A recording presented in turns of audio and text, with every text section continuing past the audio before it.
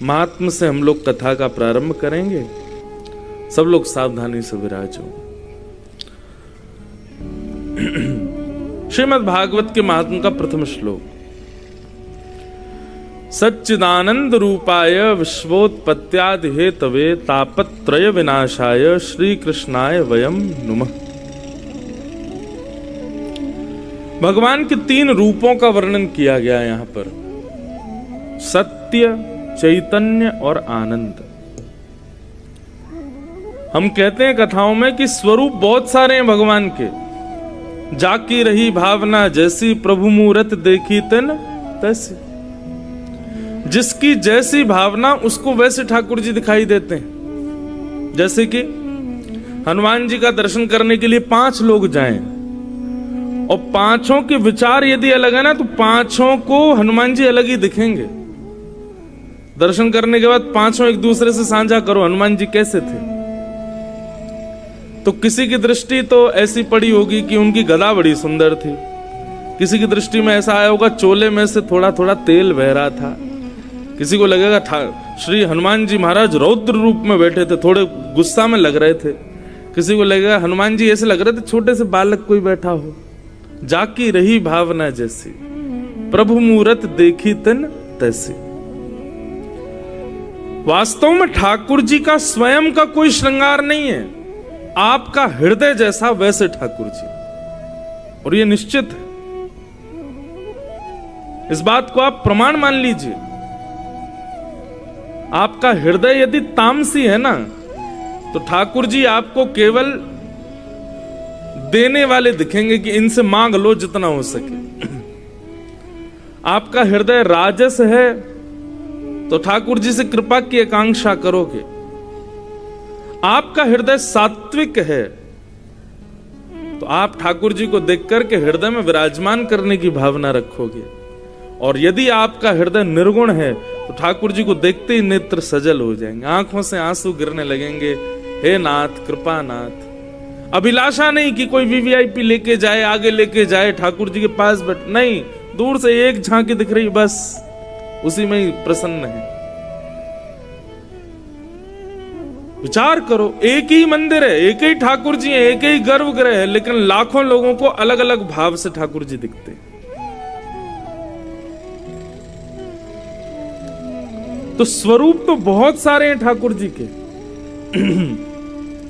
श्री सुखदेव जी महाराज भागवत में वर्णन करते हैं, मल्लानाम मशनिर्णिनाम नरवस्त्रीणाम स्मरो मूर्तिमान गोपानाम स्वजनो सताम क्षितिभुजाम शास्त्रा सुपुत्रो शिशु मृत्युर्भोजपतिर्विराट विदुषाम तत्वं परम योगिनाम वृष्णीनाम परदेव तेत विदितो रंगम गता शाग्रज।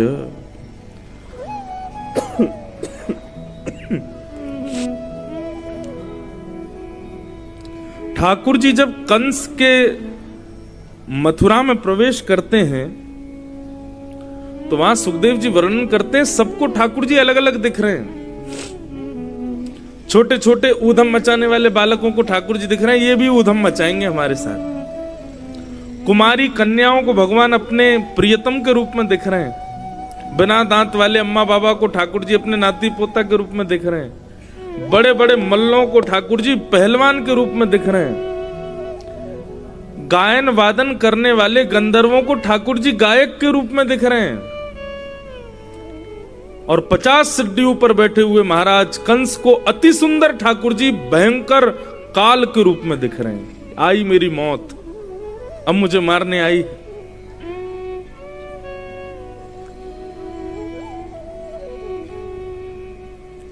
वो कहते हैं ना, आजकल एक बात बड़ी चल रही है, किसी को भय है कि ठाकुर जी देख रहे हैं और किसी को संतोष है कि ठाकुर जी देख रहे हैं। किसी को तो डर लग रहा है कि ठाकुर जी देख रहे हैं और मैं क्या कर रहा हूं, और किसी को ये प्रसन्नता है कि चलो कोई बात नहीं, कोई नजर ना कर रहा हो, ठाकुर जी तो देख रहे हैं।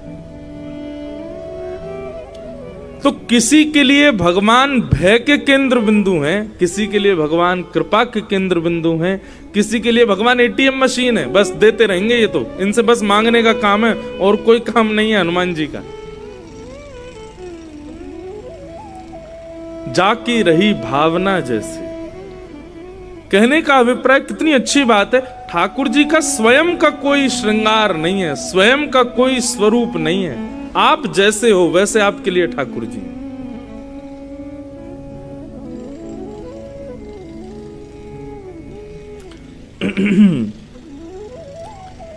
लेकिन वास्तविक रूप से ठाकुर जी के 3 रूप हैं, सत्य, चैतन्य और आनंद।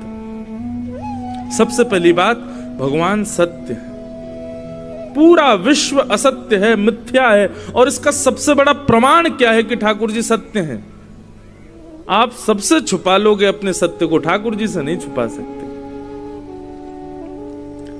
आप मां से छुपा लोगे, पिता से छुपा लोगे, पति से छुपा लोगे, पत्नी से छुपा लोगे, बच्चों से छुपा लोगे, अरे खुद से भी छुपा लोगे, लेकिन ठाकुर जी के सामने जाकर के आपके हाथ जुड़ जाएंगे और एक मंद सी मुस्कान आ जाएगी, नेत्रों में आंसू आ जाएंगे। ठाकुर जी, तुम जानत सब अंतर्यामी, आपको तो सब पता है, आपसे क्या छुपाऊं मैं। ये दुनिया मेरी जय जयकार करती घूमती आगे पीछे, ये लोग मेरी प्रशंसा करते रहते हैं, लेकिन आप जानते मैं कितना खोखला हूं भीतर से नाथ। आपको सब सत्य पता है। जिसके सामने जाते ही सत्य छुपाना नहीं पड़ता, अपने आप प्रकट हो जाता, वो परम सत्य हैं ठाकुर जी। संसार मिथ्या क्यों है? क्यों शास्त्रों में संसार को मिथ्या कहा गया? लोग मेरे से प्रश्न, महाराज जी हम जिस दुनिया में रहते हैं उसी दुनिया की इतनी बुराई शास्त्रों में, हम जिन लोगों के बीच में रहते हैं उन मानवों की इतनी बुराई क्यों? ये मिथ्या है। क्यों? क्योंकि इनके आगे आने पर आप बनावटी हो जाते हो। अब हम भी बनावटी बन के तो बैठे हैं मंच पर। अगर वास्तविकता में कोई पूछ ले कि महाराज जी अभी आप बताओ स्पष्ट, कोई बुरा नहीं मानना, आपकी इच्छा क्या है इस वक्त? हमारा मन कर रहा है कि भाई कोई गद्दा बिछा दे, तकिया लगा दे, मोटा सा कंबल उड़ा दे, थोड़ा सर दबा दे, कोई दवाई दे दे, शरीर के थोड़े अंग प्रत्यंग ठीक हो जाएं, कोई भैया गरम गरम चाय पिला के सुला दे, ऐसी इच्छा है अभी तो। लेकिन यहाँ बन के कैसे बैठे हैं? अरे नहीं, हम तो कथा सुनाएंगे, 4 घंटा एक आसन पर बैठेंगे, आंखें खोल के बैठेंगे, पूरे अपना ज्ञान उड़ेल के देंगे आपको। ये बनावटी नहीं है। संसार ऐसा ही है बंधुओं। आप जब संसार के सामने जाओ आपको बनावटी बनना पड़ता है। किसी को रिझाने के लिए बनावटी बनना पड़ता है, तो किसी से हाथ छुड़ाने के लिए बनावटी बनना पड़ता है। बनावट के बिना आप संसार में रह ही नहीं पाओगे। वास्तविकता में जिस दिन आप रहने लग गए, संसार आपको पागल कहेगा फिर।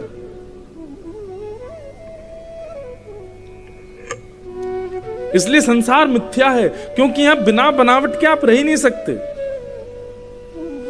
चाहे कोई संत हो, कोई फकीर हो, कोई बहुत बड़ा मंत्री हो, कोई बहुत बड़ा उद्योगपति हो, सब बनावटी, सब मिथ्या है, सब असत्य है। अपनी वास्तविकता में कोई भी नहीं, और रह भी नहीं पाओगे संसार में, इसलिए मिथ्या है। केवल ठाकुर जी ऐसे हैं जहां पर आप वास्तविक आते हो, जहां पर आप जो हो वैसे आते हो।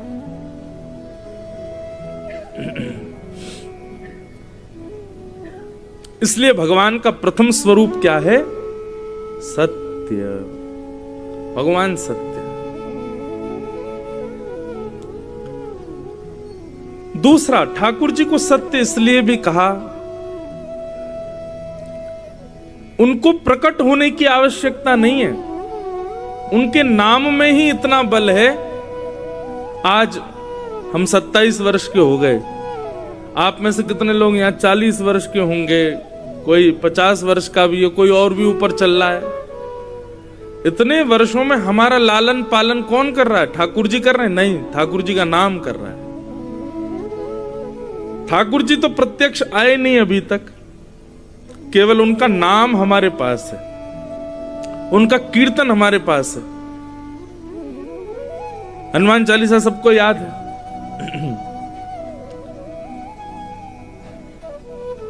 जो कोई पढ़े हनुमान चालीसा, होए सिद्ध साकी गौरी सा। केवल हनुमान चालीसा पढ़ने मात्र से इतना कल्याण। ठाकुर जी का नाम कितना बलवान है। जिनका नाम इतना बलवान है, सोचो वो प्रत्यक्ष आ गए तो वो कितने बलवान होंगे। इसलिए वो परम सत्य हैं। श्री प्रहलाद जी महाराज को हर प्रकार से मारने का प्रयास किया राक्षसों ने, फिर भी प्रहलाद जी का बाल बांका कोई नहीं कर पाया। तो श्री प्रहलाद जी महाराज कहते हैं, अरे राक्षसों, दंता गजानाम कुलिशाग्र निष्ठुर शीर्णा यतेते नवलम ममैतत् महाविपत्ताप विनाशनोयम जनार्दनानुस्मरणानुभाव। जनार्दन भगवान अभी तक प्रकट नहीं हुए, तब यह हाल कर दिया कि आप लोगों के अथक प्रयास से भी मैं मरा नहीं। सोचो किसी दिन ठाकुर जी प्रत्यक्ष प्रकट हो गए तो क्या होगा। ठाकुर जी का नाम इतना बलवान है कि व्यक्ति अपने 100 वर्ष की आयु बिता देता है उसी नाम पर ही, और नाम ही उसकी रक्षा कर देता है, नाम ही उसको ठीक कर देता है, नाम ही उसके आर्तों को नष्ट कर देता है, नाम ही उसके सारे दुखों से उसको आगे ले जाता है। इसलिए भगवान सत्य हैं, सत्य हैं ठाकुर जी। ठाकुर जी का दूसरा रूप क्या है? चैतन्य। ठाकुर जी चैतन्य है बंधु, भगवान जड़ नहीं है।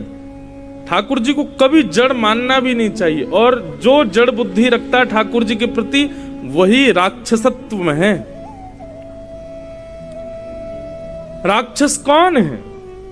जो अत्यंत गुणवान राम जी में भी दोष देखता है, वही तो राक्षस है। राक्षस कौन? जो अत्यंत गुणवान, अत्यंत शीलवान, अत्यंत सुंदरता से युक्त श्री कृष्ण में भी दोष देखता है।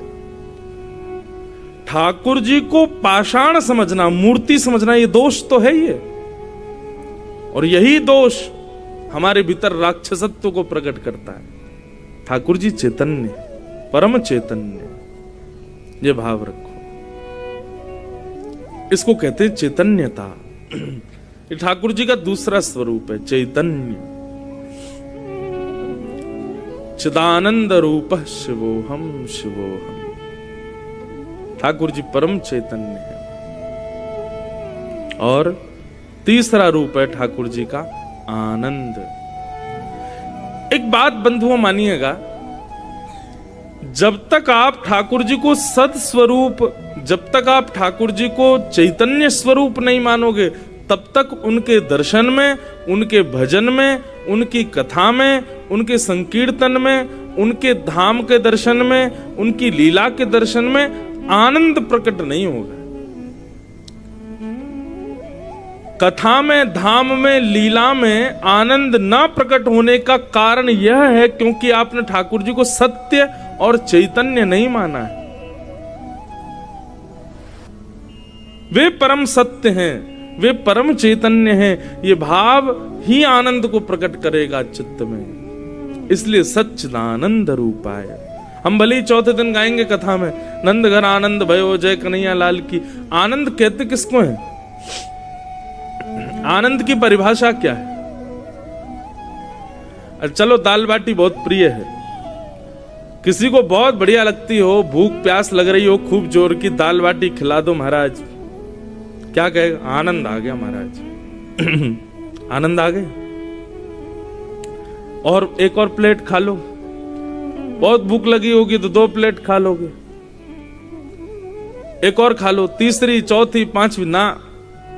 एक दायरा है, उससे अधिक आप नहीं खा सकते, क्योंकि शरीर की जितनी भी इंद्रियां हैं उन सबकी एक अनुपात है। उससे अधिक उनको यदि प्रदान करोगे तो वो धीरे धीरे धीरे धीरे वही आनंद देने वाली वस्तु आपको कष्ट देने लगेगी। सर्दी लग रही है भैया, कोई हमको शॉल उड़ा दे, कोई कंबल उड़ा दे, 1 उड़ा दे, 2 उड़ा दे, 3 उड़ा दे, 4-5 कंबल अगर डाल दे भीतर तो क्या होगा? भागोगे निकल के, अरे गर्मी के मारे मर गए यार। एक अनुपात है, उससे अधिक यदि सांसारिक विषय आपके जीवन में आएगा तो आप कष्ट के भाव में चले जाओगे। इसलिए संसार की कोई भी वस्तु आपको आनंद नहीं दे सकती, सुख दे सकती है। और सुख का एक दायरा होता है, उससे अधिक सुख नहीं मिल सकता। लेकिन ठाकुर जी की कथा, ठाकुर जी का दर्शन, ठाकुर जी की लीला, ठाकुर जी का संकीर्तन, ठाकुर जी का चिंतन, ये सुख नहीं देता, ये आनंद देता है।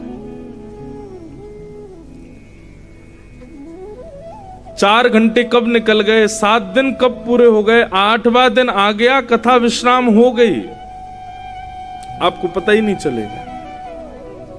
और 8वें दिन भी ऐसा लगेगा कि अब क्यों विश्राम हो गई कथा, अब कब होगी दोबारा, अब कब आएंगे महाराज जी, अब कब कथा शुरू होगी। इसी को कहते हैं आनंद।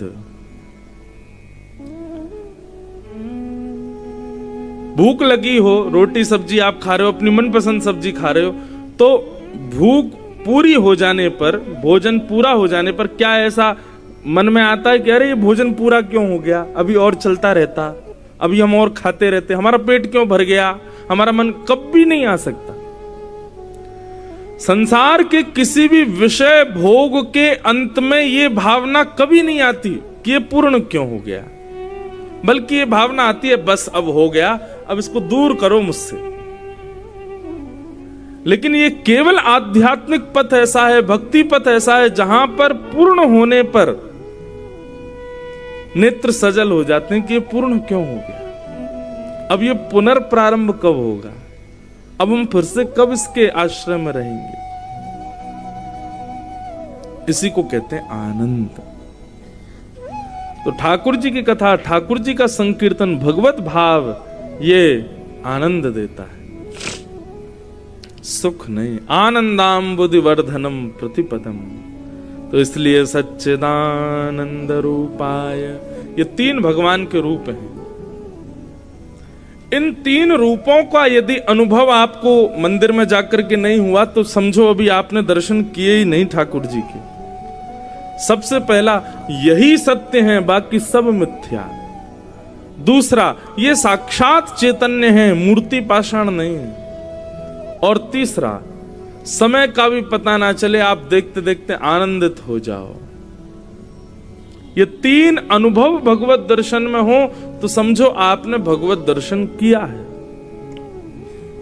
नहीं तो केवल खाना पूर्ति मंदिर घूम घाम के आ गए। ये 3 स्थिति हृदय में प्रकट हो तब समझो दर्शन की विधा पूर्ण हुई है। सच्चिदानंद रूपाय। 3 भगवान के कर्म हैं। कौन कौन से? कि विश्वोत्पत्त्यादि हेतवे, विश्व की उत्पत्ति करना, पालन करना और विश्व का संहार करना। सबसे पहले ठाकुर जी विश्व को बनाते हैं, फिर उसका पालन करते हैं और अंत में उसका संहार कर देते हैं। 3 भगवान के कर्म हैं। और तापत्रय विनाशाय, 3 प्रकार के तापों का विनाश करने वाले ऐसे श्री कृष्णाय वयम नमः। 3 प्रकार के कष्ट होते हैं संसार में, आदि दैविक, आदि भौतिक, आध्यात्मिक। इन 3 के अतिरिक्त कोई कष्ट नहीं है हमारे जीवन में। अब यहां पर एक बहुत समझने वाली बात है, बहुत ध्यान से देखिए सब लोग, बहुत ध्यान से सुनिए। देखो मौसम बहुत अच्छा है और आप सब लोग कथा पंडाल में बैठे हो, आसपास में एक दूसरे की जो है ताप भी आपको प्राप्त हो रहे हैं, मधुर संगीत बज रहा है, कथा चल रही है, तो निश्चित है कुंभकर्ण की पत्नी यहां घूम रही है। कुंभकर्ण की पत्नी का नाम क्या है? निद्रा देवी। कुंभकर्ण के बालक आदियों के नाम क्या है? बोले आलस। तो भैया इनको हावी मत होने देना अपने अंदर। आप लोग बिल्कुल सचेत होकर के कथा सुनो। इस श्लोक में एक बात कही, तापत्रय विनाशाय।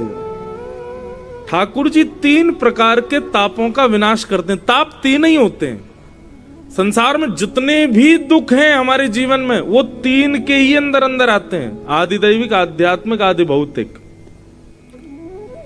और यहां लिखा है कि भगवान की शरणागत लेने वाले व्यक्ति के तीनों ताप दूर हो जाते हैं। यदि ऐसा था तो फिर गोस्वामी तुलसीदास जी महाराज के जीवन में कष्ट क्यों थे? यदि ऐसा था तो भक्तिमती मीराबाई इतनी परेशान क्यों रहती थी? यदि ऐसा था तो श्री सूरदास, कबीरदास, कुंभनदास, रैदास, जितने भी भक्तों के नाम आप सुन लेंगे, सबके जीवन में कोई ना कोई कष्ट बना ही हुआ था। और यहां कहते हैं तापत्रय विनाशाय, 3 प्रकार के तापों का ठाकुर जी विनाश कर देते हैं। इसको किस भाव में समझें?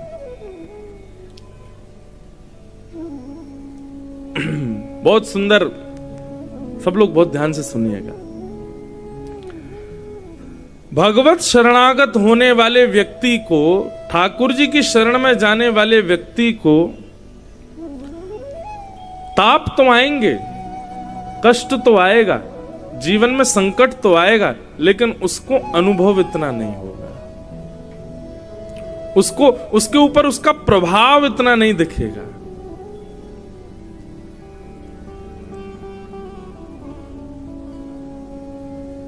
धूप में काम करने वाले व्यक्ति आराम से काम करते हैं, उनको कोई दिक्कत नहीं होती। उसी धूप में अंदर एसी वगैरह में रहने वाला व्यक्ति आ जाए तो बेहोश हो सकता है, क्योंकि उसको आदत नहीं। ठाकुर जी क्या करते हैं, जब अपनी शरण में किसी भक्त को लेते हैं तो ऐसा नहीं है कि उसके जीवन में कष्ट नहीं आते, कष्ट तो आते हैं, पर ठाकुर जी उसको उसका अनुभव नहीं होने देते, उसको पता नहीं चलता कि ये कष्ट है। जैसे कि अब एक आसन पर बैठ करके कथा सुनना कई लोगों को एक कष्टदायी लगेगा, तो बार बार आसन बदलेंगे, कभी यूं बैठेंगे, कभी ऐसे बैठेंगे, कोई पैर फैला के बैठ जाएगा, कोई लेटे लेटे कथा सुनेगा, कोई कुर्सी पे जाके बैठ जाएगा। अब ये कष्ट है, शारीरिक कष्ट है। लेकिन आप विश्वास माने, आप मन बुद्धि चित्त तीनों ठाकुर जी में लगा करके आप कथा सुनो, आपको पता ही नहीं चलेगा कि आपके पैर में दर्द था। कष्ट तो आ रहा है लेकिन आपको पता नहीं लग रहा है। जीवन में संकट तो आ रहे हैं पर हमको पता नहीं लगते। गोस्वामी तुलसीदास जी महाराज ने, बहुत ध्यान से सुनिएगा,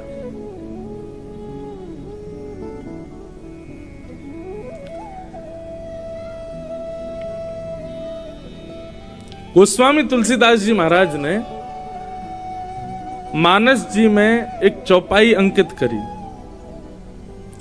और उस चौपाई में एक बात कही, सब प्रसिद्ध है, सबको याद है। सिया राम मैं सब जग जाने, करहूं प्रणाम जोरे जुग पाने। सिया राम में सब जग जाने, इस चौपाई का अर्थ क्या है? बोले सिया राम पूरे विश्व में विराज रहे हैं। पूरे विश्व मतलब जड़ वस्तु हो, चैतन्य वस्तु हो, वायु हो, वृक्ष हो, नदी हो, जानवर हो, जीव हो, पतंगा हो, चींटी हो, सब में सिया राम जी विराजमान है। सिया राम में सब जग जानी, और मैं सब में सिया राम जी को देख करके सबको उन्हीं का रूप मान करके प्रणाम करता हूं। अब गोस्वामी जी ने ये पंक्ति लिख तो दी। काशी में, बनारस में 80 घाट पर गोस्वामी जी विराज रहे थे, तो गोस्वामी तुलसीदास जी का रोज का नियम था, रोज काशी विश्वनाथ भगवान को प्रणाम करने के लिए जाते थे। विश्वनाथ भगवान को प्रणाम करने के लिए गए तो एक गली में होकर के विश्वनाथ जी का दर्शन करने जा रहे थे, तो उस गली में आधा एक बैल खड़ा हुआ था, वृषभ। अब उस बैल के कभी इधर से जाए तो वो जगह ही नहीं मिले निकलने की, तो तुलसीदास जी ने उसको हटाने के लिए थोड़ी जोर से आवाज करी, थोड़े हाथ वाथ उसमें थोड़े ऐसे मारे कि उसने जो है मार्ग दे दिया। गोस्वामी जी गए, महादेव का दर्शन किया, दर्शन करके लौट करके आए। अपनी रामचरितमानस जी का रोज पाठ करते थे, लिखी हुई मानस जी को, तो जैसे ही मानस जी को देखा तो उसमें वो चौपाई अपने आप गायब हो गई। सिया राम में सब जग जानी, करूं प्रणाम जोर जुग पानी। गोस्वामी जी बोले यहाँ एक चौपाई लिखी थी, वो गायब क्यों हो गई? रात में उन्होंने फिर से लिखी, सिया राम में सब जग जाने, करूं प्रणाम जोर जुग पानी। दूसरे दिन फिर विश्वनाथ भगवान का दर्शन करने के लिए गए तो आगे से कुछ जानवरों की टोली आ गई।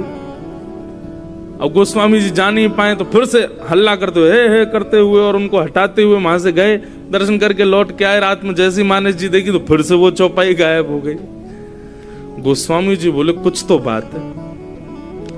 मानस जी लेकर के काशी विश्वनाथ भगवान के सामने गए, जाकर के रोने लगे, बोले महादेव इतनी सुंदर चौपाई है, सिया राम मैं सब जग जानी करूं प्रणाम जोर जुग पानी, ये रोज अंतर ध्यान क्यों हो जाती है? महादेव प्रकट हो गए, बोले इसलिए अंतर ध्यान होती है क्योंकि तुमने लिखी है, तुम इसको स्वीकार नहीं करते हो। तुमने लिख दिया है लेकिन तुमको उस बात पर विश्वास नहीं है। नहीं नहीं नहीं नहीं भगवान आप ऐसा कैसे कह सकते हैं, मैं तो सब में राम जी को देखता हूं। बोले अच्छा, तो फिर कल वो बैल सामने आया था, राम जी ही वृषभ के रूप में आए थे, तुमने उसको धक्का दे दिया। इतने सारे भीड़ आई थी, हनुमान जी की पूरी टोली थी, तुमने सबको हटा दिया। यदि तुम्हारी ये बात तुम लिख रहे हो कि सिया राम मैं सब जग जानी करूं प्रणाम जोर जुग पानी, तो इसको हृदय से स्वीकारो भी। आंखों के आगे दिखने वाली उपेक्षित वस्तु भी आ जाए, उसमें भी राम जी को देखो। आहा, उस दिन से गोस्वामी तुलसीदास जी महाराज की दृष्टि बदल गई। आप तो जो दिखे आगे उसी को ही प्रणाम करते हैं, उसी को ही राम जी का दर्शन करते हैं। हमारे वृंदावन में आप लोग यदि घूमे हो वृंदावन में, वैसे तो घूमने मत आना, वृंदावन घूमने का विषय नहीं है, ये घूमने डोल डालने के लिए नहीं है वृंदावन। वृंदावन तो ठाकुर जी की प्राप्ति का है। फिर भी वृंदावन में आप आए हो तो एक स्थान है वहां पागल बाबा मंदिर, नाम सुना है? पागल बाबा मंदिर बहुत बड़ा मंदिर है, पागल बाबा मंदिर। उसका नाम पागल बाबा मंदिर क्यों है? वहां एक बाबा रहते थे, उनका नाम तो उनका कुछ और था, लेकिन दुनिया उनको पागल बाबा बोलती थी। क्यों? उनकी ऐसी स्थिति थी, सिया राम मैं सब जग जानी करूं प्रणाम जोर जुग पानी। बंगाल के थे, चींटियों को भी प्रणाम करते थे।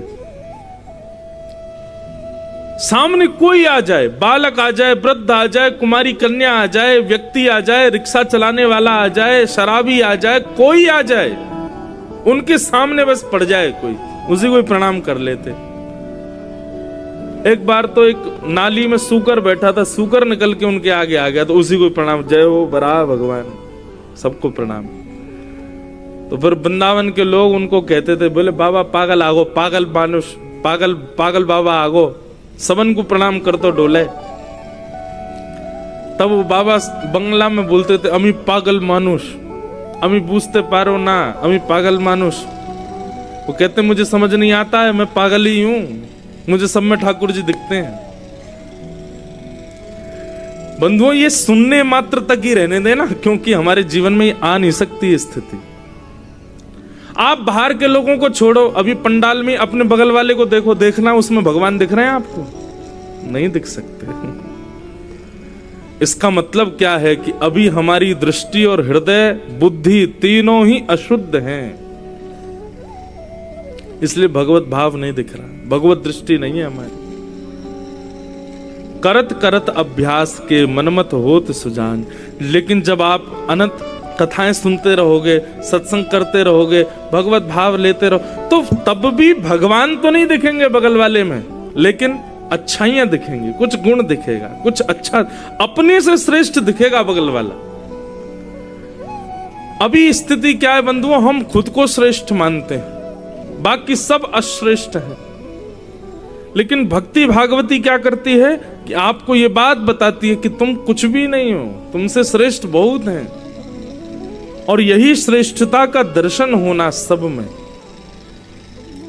सर्वम खलु इदम ब्रह्म वाला भाव है। सिया राम मैं सब जग जानी, सब में सिया राम जी, सबको प्रणाम करो। तो ऐसे तापों का विनाश करने वाले श्री कृष्णाय वयम नमः, ऐसे श्री कृष्ण को हम बारंबार प्रणाम करते हैं, उनको बारंबार वंदन करते हैं। तो ये भगवान के बंधुओं तीन रूप हैं, सत्य, चैतन्य और आनंद। तीन कर्म हैं, उत्पत्ति, पालन और प्रलय। तीन भगवान के स्वभाव हैं, तीनों प्रकारों के तापों को दूर नहीं करते, तापों का प्रभाव खत्म कर देते हैं। कितनी भी बड़ी पीड़ा जीवन में आ जाए, आप रोओगे नहीं, आप टूटोगे नहीं यदि आध्यात्मिक हो तो। ठाकुर जी इतनी कृपा करते हैं बंधु। कितना भी बड़ा विषाद जीवन में आ जाए, आपको पीड़ा नहीं हो सकती। हां, पीड़ा होगी। किस बात की होगी? मैं ठाकुर जी से दूर क्यों हूं?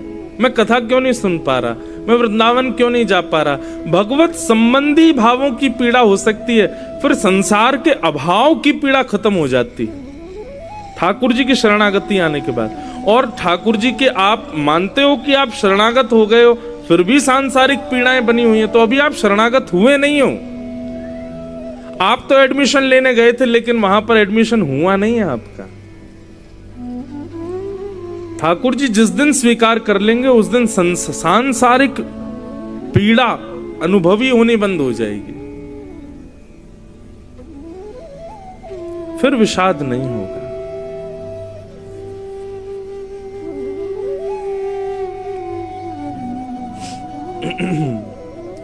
तापत्रय विनाशाय श्री कृष्णाय वयम नुमः। ऐसे श्री कृष्ण को हम बारंबार प्रणाम करते हैं। भागवत के महात्मा का प्रथम श्लोक।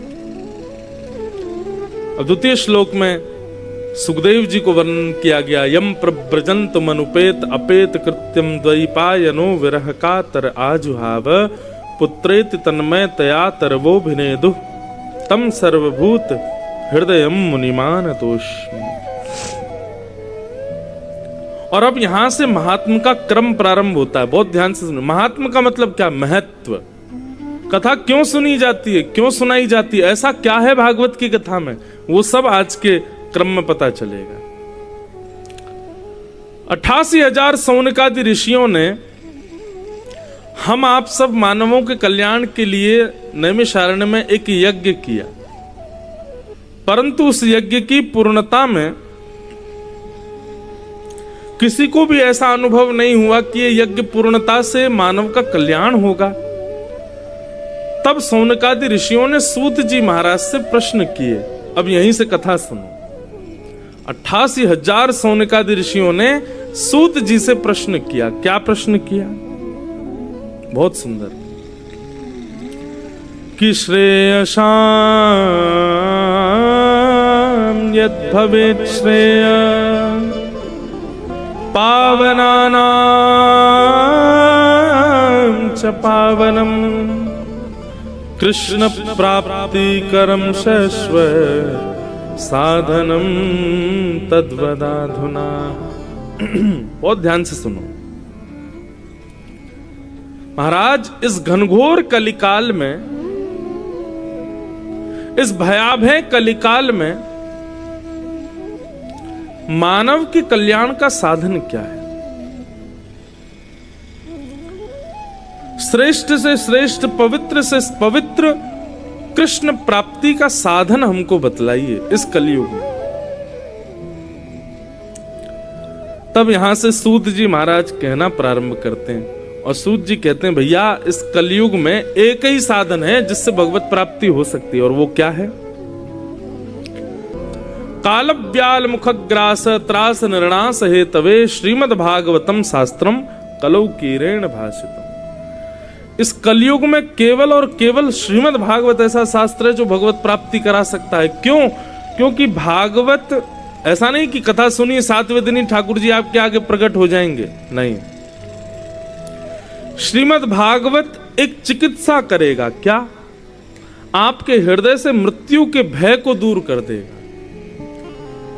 श्रीमद् भागवत शास्त्र का अनुगमन करने वाले लोगों को फिर मृत्यु से भय नहीं लगता।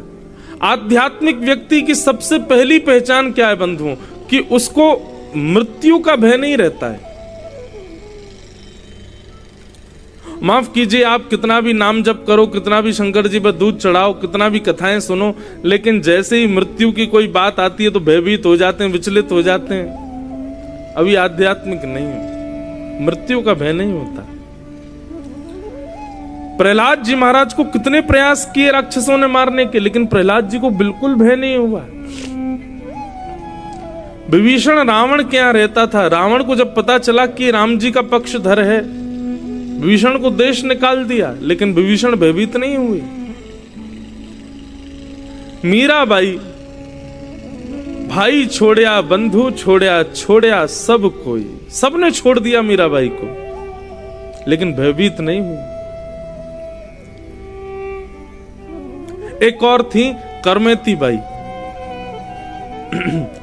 करमेती बाई वृंदावन भाग करके पहुंच गई, तो उनकी एक बात कही जाती है कि करमेती बाई 3 दिन तक एक मरे हुए ऊंट के कंकाल के पीछे अंदर छुप के बैठी रही। मरे हुए ऊंट के कंकाल के भीतर छुपी बैठी रही। किसी ने उनसे कहा कि हमने सुना है कि आप जब राजस्थान से भाग करके आई वृंदावन ठाकुर जी की भक्ति के लिए, तो आपने सैनिकों से बचने के लिए मरे हुए ऊंट के गर्भ में बैठ करके अपनी रक्षा की। बोले जी, आपको दुर्गंध नहीं आई? आपको अजीब नहीं लगा अंदर से? उतनी भयावह दुर्गंध होती है मरे हुए जानवर में, आपको बिल्कुल भय नहीं लगा? आपको बिल्कुल दुर्गंध नहीं आई? तो करमेती बाई क्या कहती हैं? संसार के विषय भोगों की दुर्गंध ज्यादा दूषित है। संसार के विषय भोग, संसार के आसक्ति रूपी जो दुर्गंध है, उससे लाख गुना ठीक थी उस मरे हुए कंकाल की दुर्गंध। भैया, जिस दिन ये विषय में आपको दुर्गंध आने लग गई, आप नहीं कहोगे कि ऊंट के मरे हुए शव में से दुर्गंध आई थी। कहने का अभिप्राय, आध्यात्मिक व्यक्ति, भक्ति पथ के पथिक व्यक्ति का प्रथम लक्षण है, उसको मृत्यु का भय नहीं होता।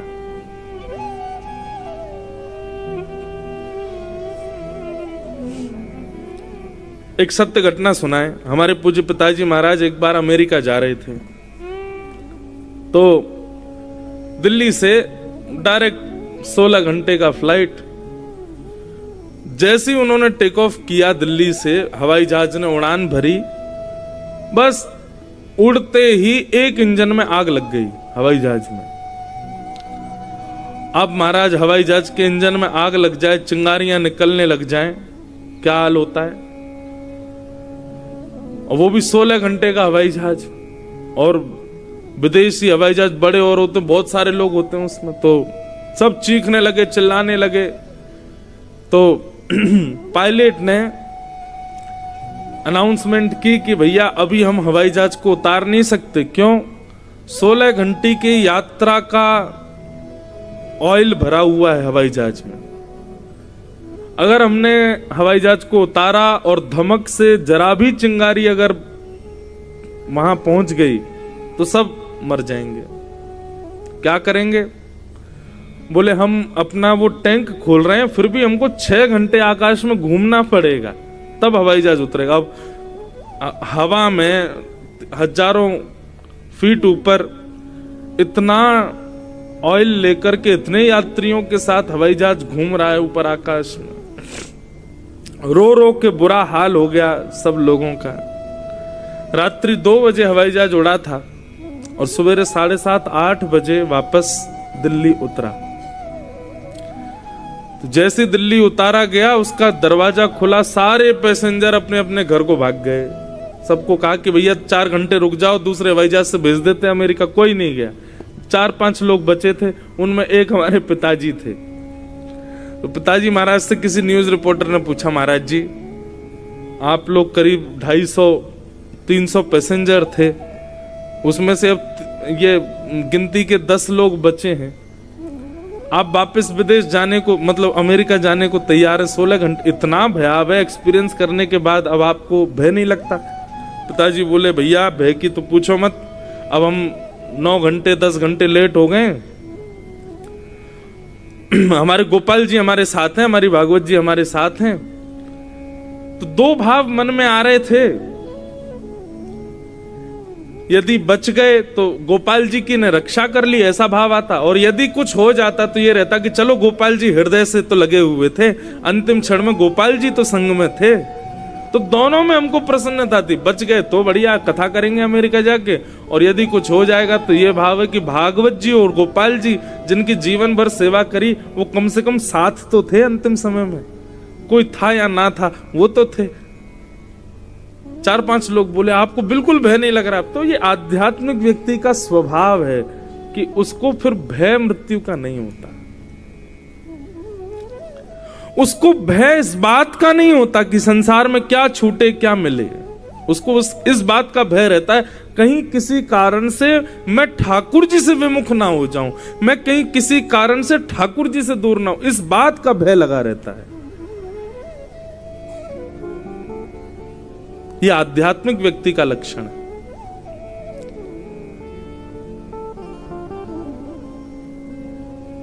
अभी यदि इतना बड़ा चूहा भी अगर आप लोगों के बीच में आ जाए तो आप सब उछल जाओगे, कूद जाओगे, भाग जाओगे, इधर उधर हो जाओगे। क्यों? भय। हमको सबसे ज्यादा भय एक जीव से लगता है, छिपकली। सबसे ज्यादा भय लगता है हमको, जबकि कुछ कहती नहीं है लेकिन फिर भी लगता है मुझे। और आप विश्वास माने किसी से पूछ लेना, कितनी बार ऐसा हुआ है कि व्यासपीठ पर आ जाती है, लेकिन जब यहां बैठा होता हूं तब नहीं लगता उससे भय। यहां से उतरते ही तो बस ये समझो कि काल है साक्षात, दिख नहीं जाए। मुझे सर्दियां इसलिए पसंद है, सर्दियों में दिखती नहीं है वो, सर्दियों में नहीं दिखती, पता नहीं कहां जाती है। इसलिए कभी कभी मन करता 12 महीना क्यों नहीं रहती सर्दी। अब हमारे तो क्या, हर 7 दिन में घर बदल जाता है, हर 7 दिन में हमारे कमरे बदल जाते हैं, हर 7 दिन में नई जगह पहुंच जाते हैं। तो जो पहले पहुंचते हैं उनसे ये कहते हैं भाई देखो कमरे में गद्दा नहीं हो चलेगा, एसी नहीं हो चलेगा, पंखा नहीं हो चलेगा, वो नहीं होनी चाहिए बस। उससे भय लगता है। कमरे में तो बच जाते हैं, लेकिन कई बार जंगलों में कथा होती है तो मंच पे आ जाती हैं, व्यासपीठ पे चढ़ जाती है। लेकिन यहां बैठकर के जब भगवत चर्चा कर रहे होते तब उससे भय नहीं लगता। अब प्रयास करते हैं धीरे धीरे कि ये भय भी निकले हृदय से। तो आध्यात्मिक स्थिति का ये प्रभाव है कि यहां भय निवृत्त हो जाते हैं, और ये भय निवृत्तता ही आध्यात्मिक होने का लक्षण है।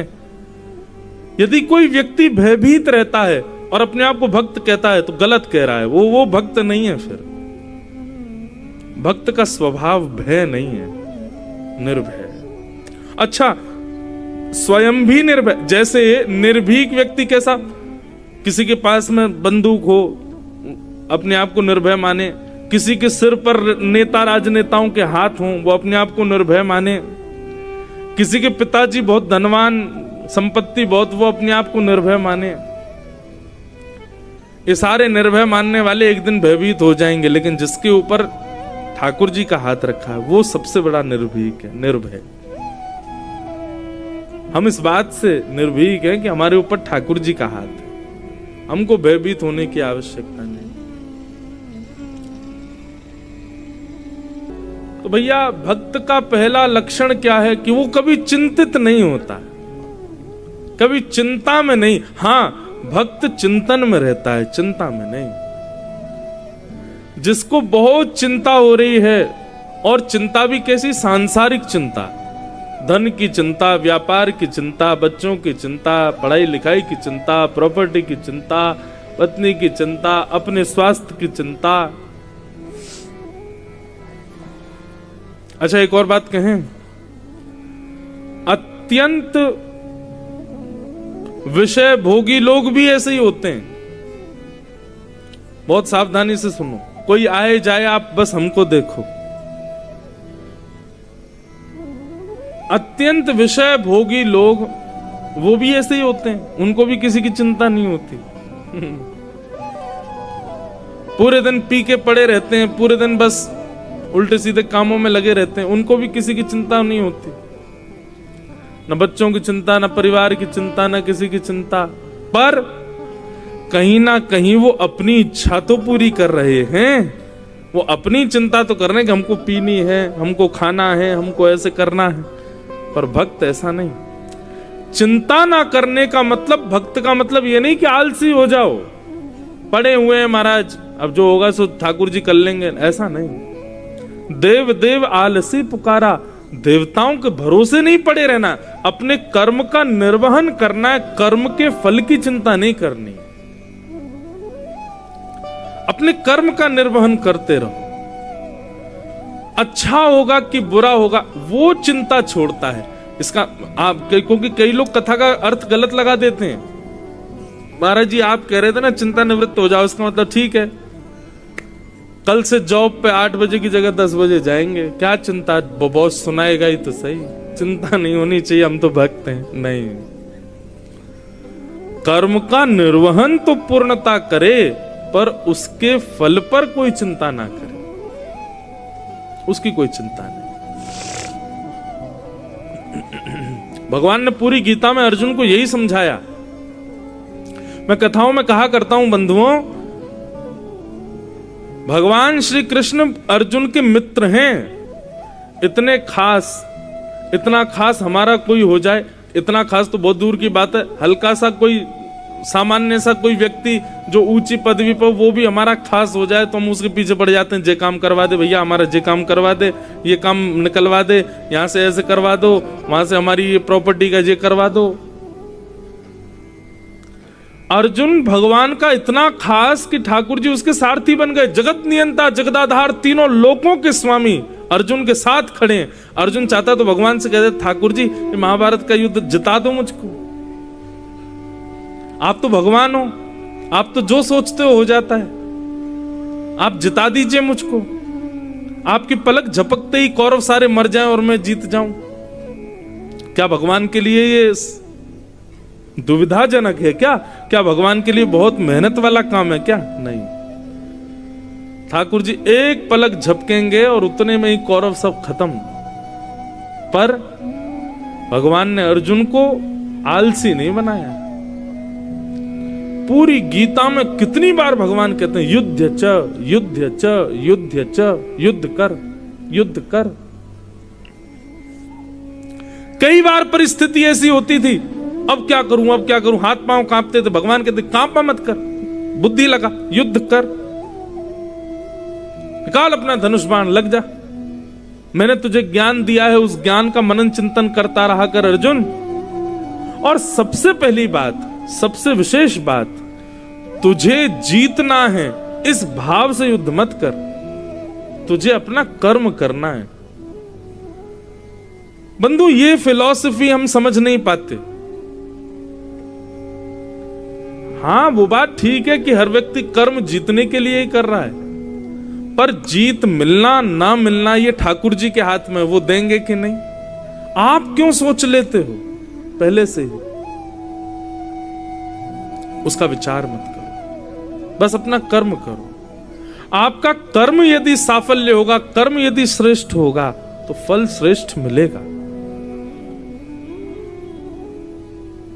भगवान ने अर्जुन को यही समझाया, बोले तू हारेगा कि जीतेगा इसका विचार मत कर अर्जुन, बस तू अपना युद्ध कर बिना जीतने हारने की भावना से, क्योंकि कर्मण्येवाधिकारस्ते मां फलेषु कदाचन, तुम्हारा अधिकार केवल कर्म पर है, फल पर नहीं है। फल देने का अधिकार मेरा है, और वो मैं अब दूं कि 10 वर्ष बाद दूं कि 50 साल बाद दूं कि अगले जन्म में दूं, वो मेरे हाथ में। इसलिए तुम पहले से सोच के दुखी मत हो।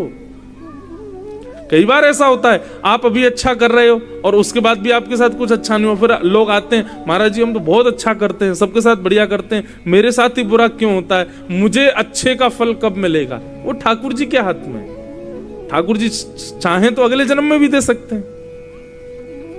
कई बार हमने ऐसे लोग भी देखे, महानिकृष्ट, सारे गलत काम करते हैं फिर भी इतने सुखी हैं, क्योंकि पूर्व जन्म का कर्म भोग रहे हैं अपना।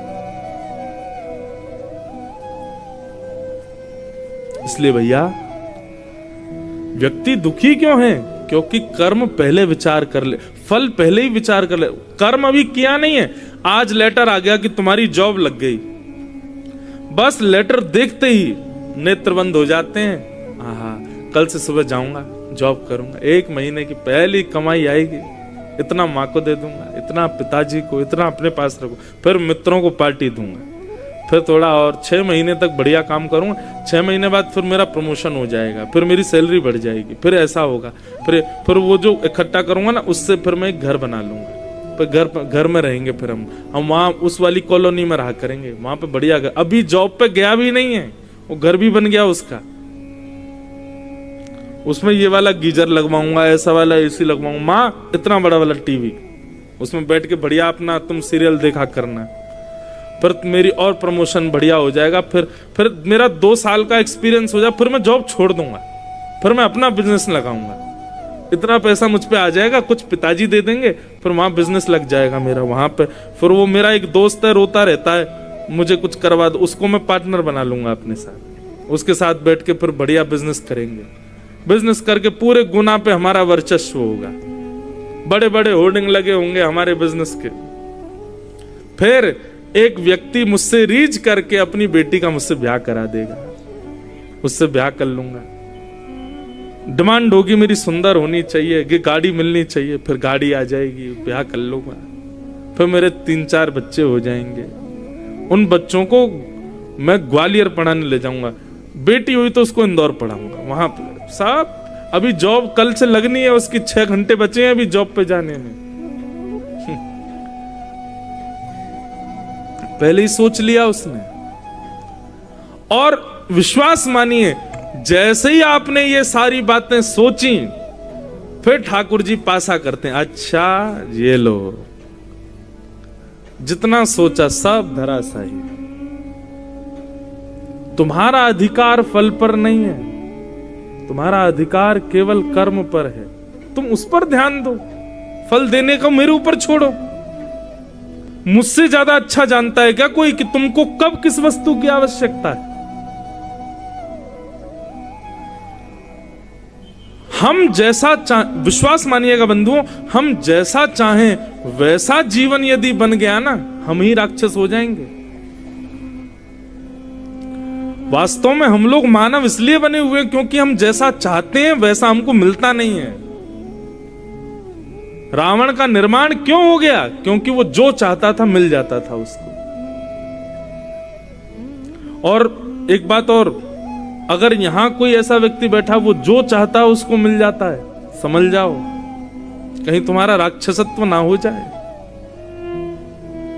चाहने पर वस्तु का ना मिलना ये भगवान की कृपा है। ठाकुर जी तुम पर दृष्टि, अब बच्चे हैं, छोटे छोटे बच्चे, यहां कितने सारे बच्चे हैं, इन बच्चों की चाह यदि माता पिता पूरी करने लग जाएं, क्या होगा? बिगड़ जाएंगे बालक। बच्चा तो हर वो वस्तु चाहता है, खिलौना दिला दो, ये पिला दो, ये खिला दो, मेले में ये करवा लाओ। और ऐसे बच्चों को माता पिता उनसे और बचा के रखते हैं जो उनको बात बात पे उनकी बात पूरी कर दे। जैसे मामा कभी कभी आता है बच्चों के पास, उनको ले जाएगा गोद में भर के, दुकान से दिला लाएगा, तो माँ डांटती है, अरे तू क्यों ले जाता, उसको डॉक्टर ने मना किया, ये सब खाना पीना ठीक नहीं है उसके लिए। बच्चों की इच्छा पूर्ति यदि बहुत होती है तो निश्चित है बच्चे बिगड़ेंगे। ठीक वैसे ही अगर हम मानवों की इच्छाएं बहुत पूरी हो रही हैं तो निश्चित है कि हमारे भीतर रावण प्रकट हो चुका है और उसका निर्माण ठाकुर जी करवा रहे हैं। लेकिन आप कुछ विचार करते हो और वो पूर्ण नहीं होता है तो मुस्कुराइए, ठाकुर जी की कृपा है आपके ऊपर।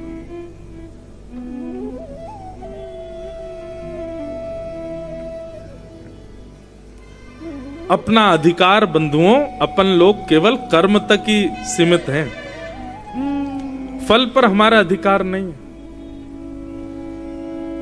मुझे सत्य बता रहे हैं, आज व्यासपीठ पर बैठ के, आज हमको 8 वर्ष हो जाएंगे जुलाई में कथा करते हुए। बहुत करीब 10-12 वर्ष पुरानी बात है। किसी एक व्यक्ति ने, वो रेखा पढ़ना जानते थे माथे की, उसने माथे की रेखा देख करके हमसे कहा कि आप जीवन में कभी व्यासपीठ पर नहीं बैठ पाओगे।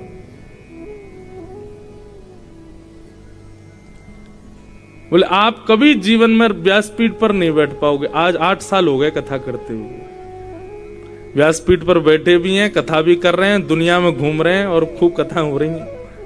अब वो रेखा पढ़ने वाले पंडित जी आते तो ऐसे ही आते। मैंने कहा कहां गए भैया, कथा चल रही है खूब, क्या करोगे अब? पहले से ही फल का विचार मत कीजिए बंधु।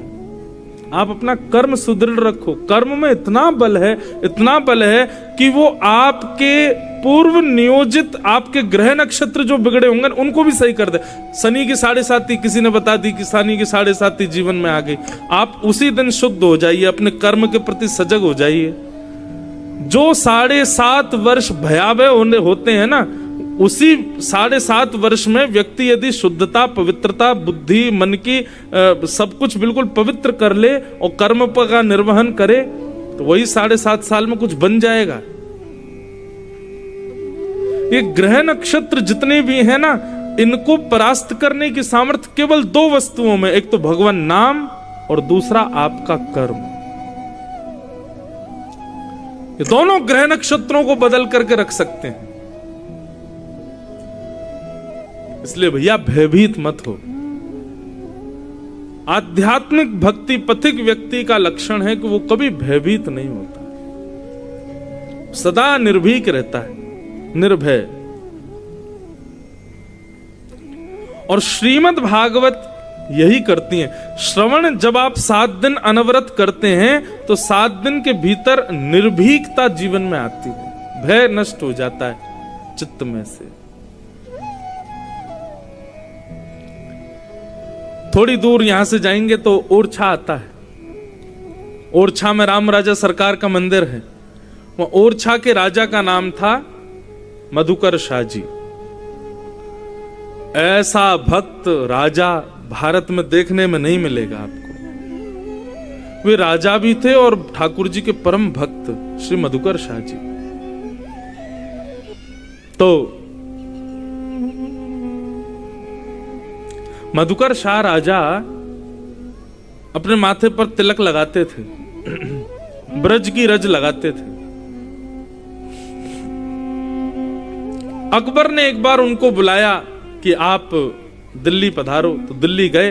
तो दिल्ली में अकबर ने जैसे ही उनके माथे पर तिलक देखा तो अकबर ने घोषणा कर दी, कल बहुत बड़ा एक कार्यक्रम है, मेरे दुनिया भर के राजा आ रहे हैं और मैं घोषणा करता हूं यदि मुझे कल एक भी व्यक्ति हिंदू तिलक के साथ में दिख गया मैं उसका सर धड़ से अलग कर दूंगा। मधुकर शाह जी बैठे बैठे मुस्कुराने लगे, ये मुझको ही बोल रहा है और किसी को नहीं बोल रहा है। अगले दिन मधुकर शाह जी ने और बड़ा तिलक लगाया। वो पहले तो छोटा लगाते थे और बड़ा तिलक लगा के मुकुट वुकुट पहन करके बढ़िया, गले में खूब सारी जो है तुलसी की माला वाला पहन करके बढ़िया बिल्कुल इत्र लगा करके चंदन पीला पीला पूरे गालों तक अर्पित करके अब मधुकर शाह जी पहुंचे। अकबर ने जैसे ही देखा नेत्र लाल पड़ गए उसके। उसने तलवार निकाल करके कहा, वैसे तो आप मेरे मित्र हो पर मैंने कल उद्घोषणा की थी, मैं भारत का राजा हूं, मेरी बात यहां के राजाओं को माननी पड़ेगी। आप तिलक लगा करके क्यों आए हैं? मेरी कल की उद्घोषणा भूल गए, मैं सर धड़ से अलग कर दूंगा। तो मधुकर शाह जी ने अपनी तलवार निकाली और निकाल करके बोले, इस सभा में जितने राजा बैठे सबको चुनौती देता हूं मैं, जब तक मेरे माथे पर तिलक रहेगा तब तक मेरे गले का स्पर्श नहीं कर पाओगे। हाँ, लड़ते लड़ते पसीने में यदि तिलक बह गया और तिलक हट गया उसके बाद भले मेरा सर कट जाए, लेकिन जब तक मेरे माथे पर तिलक है मैं चुनौती दे रहा हूं विश्व के राजाओं को, आप मेरा गला काट के तो दिखाओ, और नहीं विश्वास होता तो आओ मैदान में लड़के दिखाओ। ऐसी उनकी डंकार सुनकर के उनकी उस दहाड़ को सुनकर के अकबर ने अपनी तलवार म्यान में रख ली। बोले कि ठीक है, आपके लिए छूट है, आप तिलक लगा सकते हो, बाकी कोई नहीं लगा के आएगा। निर्भीकता, निर्भय। भक्ति डरना नहीं सिखाती। कथा, भक्ति भाव, वैष्णवता, आध्यात्मिकता, इसके आने के बाद व्यक्ति को भय नहीं लगता है, व्यक्ति निर्भीक हो जाता है। इसलिए ये निर्भीकता यदि जीवन में आ रही है तो इसको प्रमाण मानिए कि आपके अंदर भक्ति आ रही है। तो श्रीमद् भागवतम शास्त्रम कलौ कीरेण भाषितम् श्रीमद् भागवत रूपी शास्त्र एकमात्र ऐसा शास्त्र है जो कलिकाल में यदि कोई भाव से कथा श्रवण कर ले तो निश्चित है उसको भगवत प्राप्ति हो जाएगी, क्योंकि भागवत निर्भीक बनाती है, निर्भय बनाती है। तब प्रश्न किया, बोले महाराज ये भागवत की कथा सबसे पहले किसने किसको सुनाई, कृपा करके हमें ये बताइए। तब कहा कि भैया सबसे पहले ये भागवत की कथा सनक सनंदन सनातन सनत कुमारों ने श्री नारद जी को भक्ति ज्ञान वैराग्य की पुष्टता के लिए सुनाई थी। कथा ऐसे आती है बंधुओं के, नारद जी पृथ्वी पर भ्रमण करने के लिए आए और पृथ्वी पर आकर के उन्होंने पृथ्वी को जैसा सुना था उससे बिल्कुल परे पाया। पृथ्वी जैसी सुनी गई थी उसके बिल्कुल परे।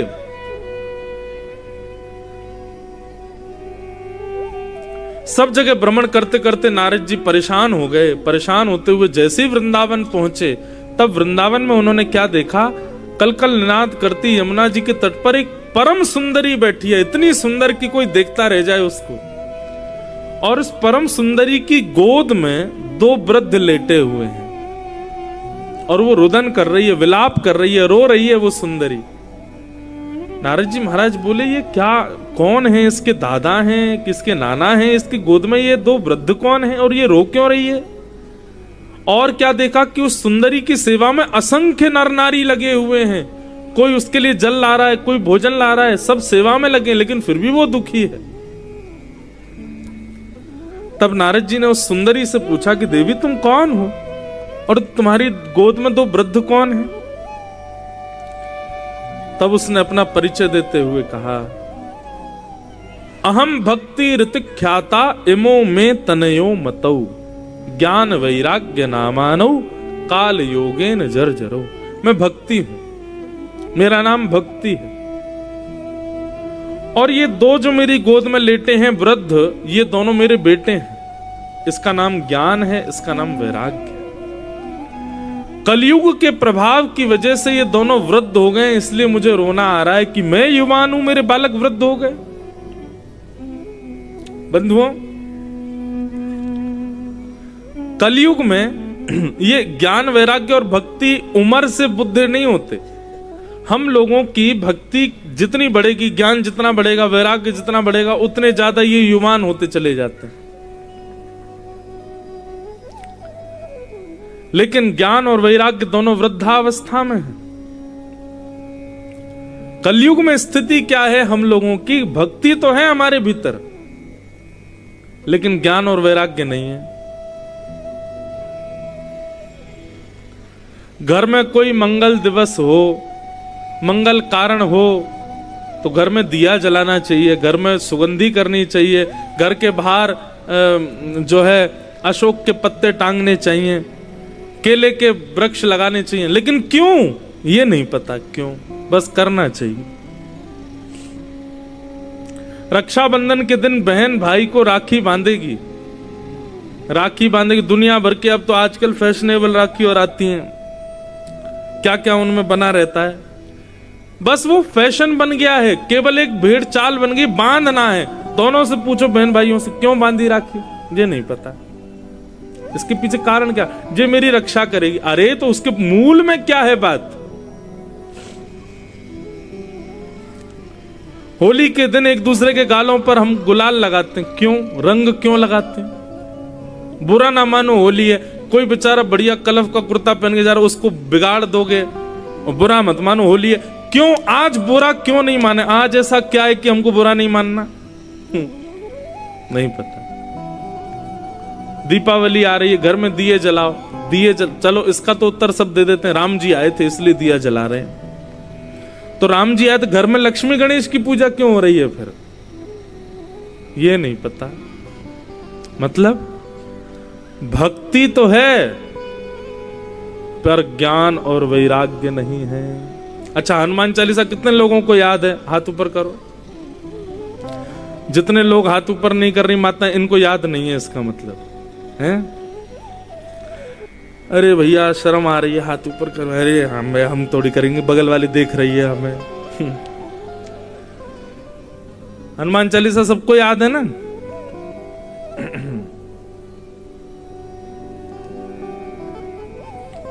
श्री गुरु चरण सरोज रज निजमन मुकुर सुधार वर्णो रघुवल विमल यश जोदायक फलचार बुद्धिहीन तन जान के सुमरव पवन कुमार बल बुद्धि विद्या देव मोह हरऊं कलेश विकार। इसका अर्थ बताओ, क्या अर्थ है? अरे कहां तक कहें? एक जगह तो मैं कथा में कहीं गया था मैं, तो वो बोला महाराज जी संस्कृत है, हमको कैसे? मैंने संस्कृत है ये संस्कृत है? तुमको इतना नहीं पता ये संस्कृत नहीं है, ग्रामीण भाषा और है। क्या बताएं? तो भक्ति तो है लेकिन ज्ञान शून्य, वैराग्य शून्य भक्ति है हम लोगों की। बस कर रहे हैं, क्यों कर रहे हैं ये किसी को नहीं पता।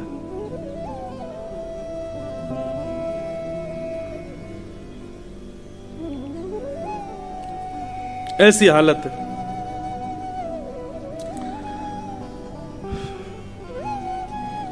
प्रभु श्री राम का मंदिर बनने वाला है। अब हम तो यहीं गुना में रहेंगे, निमंत्रण तो आया पर कैसे जाएं कथा छोड़ के, इसलिए यहीं पर अयोध्या प्रकट करेंगे 22 तारीख को। कथा 22 को तो होगी, फिर कथा के बाद में कुछ करेंगे, देखते हैं क्या करेंगे। कुछ उत्सव तो मनाएंगे प्रभु श्री राम जी का, भजन कीर्तन करेंगे, कुछ बाहर थोड़ा दीप मालिकाओं से थोड़ा सजाएंगे, कुछ और भी कुछ भाव बनेगा। आज हमारे श्याम जी आदि सब मिलके बैठ के बात कर लेंगे क्या करेंगे 22 कुछ तो करेंगे भाई। हमारी तो वहां सीट है लेकिन फिर भी नहीं जा रहे, हम तो यहां कथा करेंगे। तो राम जी का मंदिर बनना है। सनातन की अलग जग गई है पूरे भारत में। जिसको देखो वही ध्वजा लेकर के घूम रहा है, जिसको देखो जय श्री राम गुदवाए घूम रहा है, जिसको देखो अपने महाराज श्री राम जानकी बैठे मेरे सीने में, यहीं पे ही टेंटू लगवा लिए राम जानकी जी के। लेकिन उनसे आप 4-5 बातें पूछ लो, नहीं बता पाएंगे। ठीक है, अच्छी बात है कि भक्ति जग रही है, पर ज्ञान के बगैर भक्ति आएगी तो भक्ति निराश रहेगी। जैसे अभी यहां दिख रही है, भक्ति है तो युवा लेकिन उदास है। क्यों? क्योंकि उसके पुत्र ज्ञान और वैराग्य प्रसन्न नहीं है।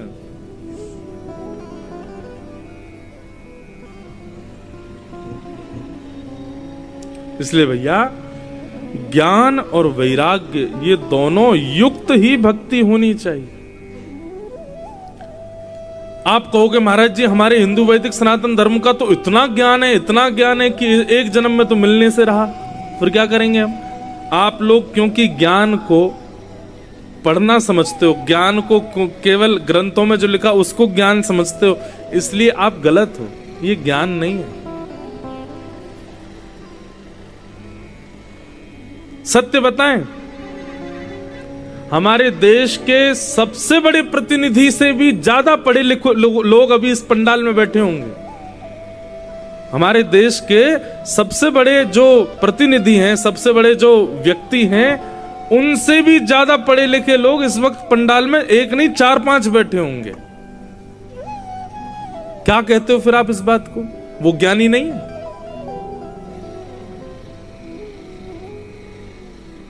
और बानर तो पढ़ना ही नहीं जानते थे, बानरों को तो बोलना ही नहीं आता था, बंदरों को तो कुछ कहना ही नहीं आता था। वो बंदर राम जी के संग रहते तो परम विद्वान परम ज्ञानी रावण, उसको ठाकुर जी उठा करके फेंक देते हैं, उसकी लंका जला देते हैं। तो इसमें अब यहां क्या समझोगे आप? ज्ञान क्या है? ज्ञान का मतलब बहुत नॉलेज होना नहीं होता। ज्ञान का मतलब बहुत ज्यादा पता होना नहीं होता। ज्ञान का मतलब हर विषय की जानकारी होना नहीं होता है।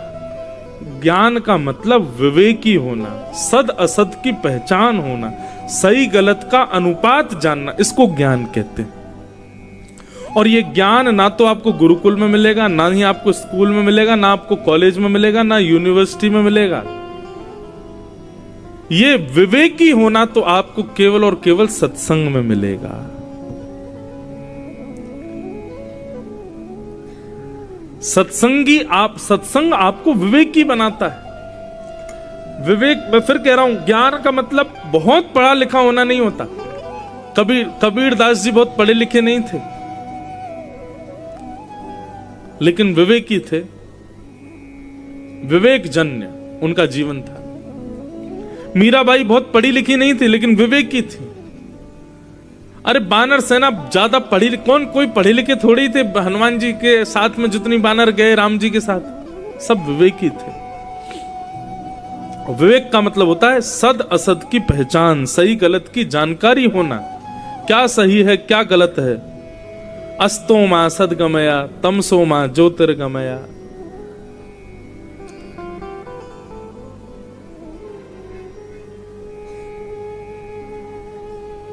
सब सही गलत की पहचान होना, ये विवेक है और इसी को ज्ञान कहते हैं।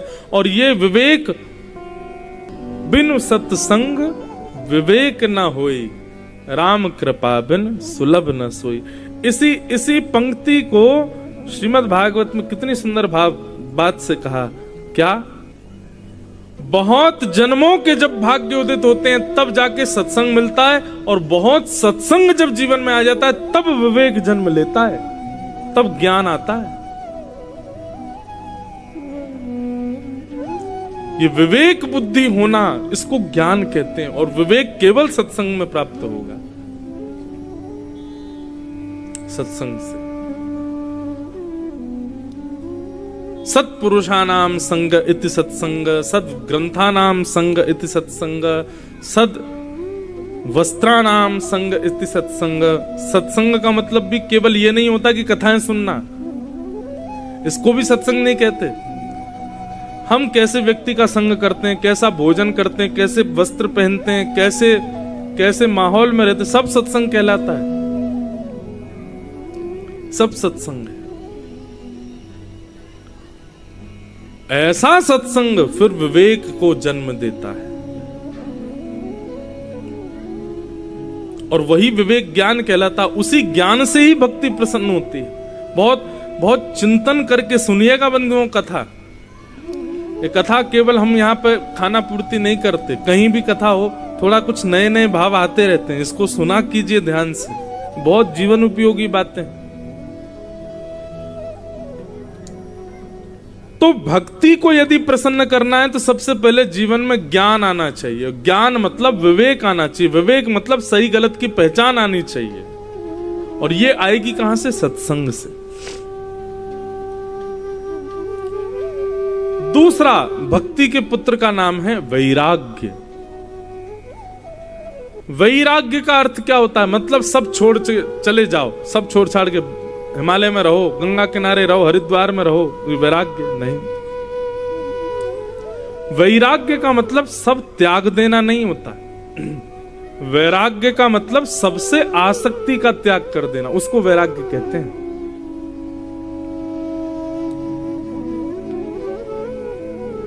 आपके सामने आपकी मनपसंद वस्तु रख दी जाए और आप उसको खाओ ना, ये वैराग्य नहीं है।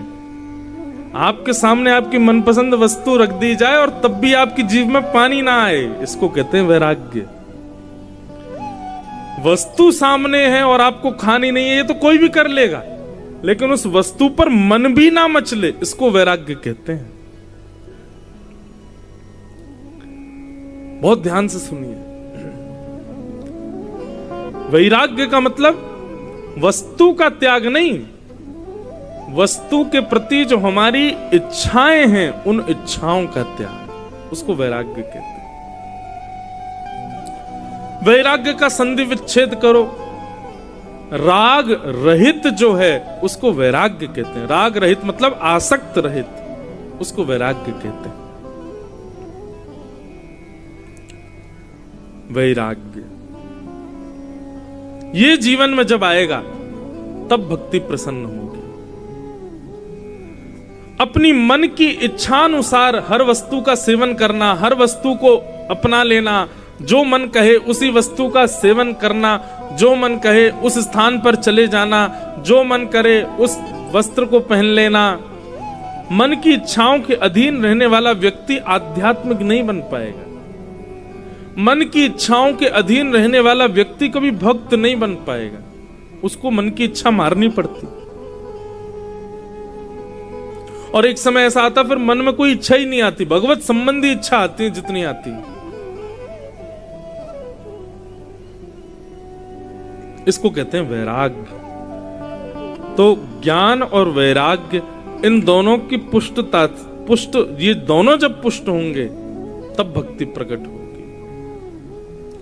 तो ज्ञान और वैराग्य दोनों वृद्ध हो गए। भक्ति महारानी ने नारद जी से कहा कि नारद जी, मेरे दोनों पुत्रों को आप युवान करो, तब तक मुझे शांति नहीं मिलेगी। तब नारद जी महाराज ज्ञान और वैराग्य की प्रबलता के लिए भ्रमण करते करते करते बद्रीनाथ पहुंचे, और बद्रीनाथ में जाकर के उन्होंने सनक सनंदन सनातन सनत कुमारों से कहा कि ज्ञान वैराग्य और भक्ति की प्रसन्नता कैसे संभव है, कृपा कर मुझे बताओ। तब उन्होंने 5 प्रकार के सत्कर्म बताए। कौन कौन से सत्कर्म?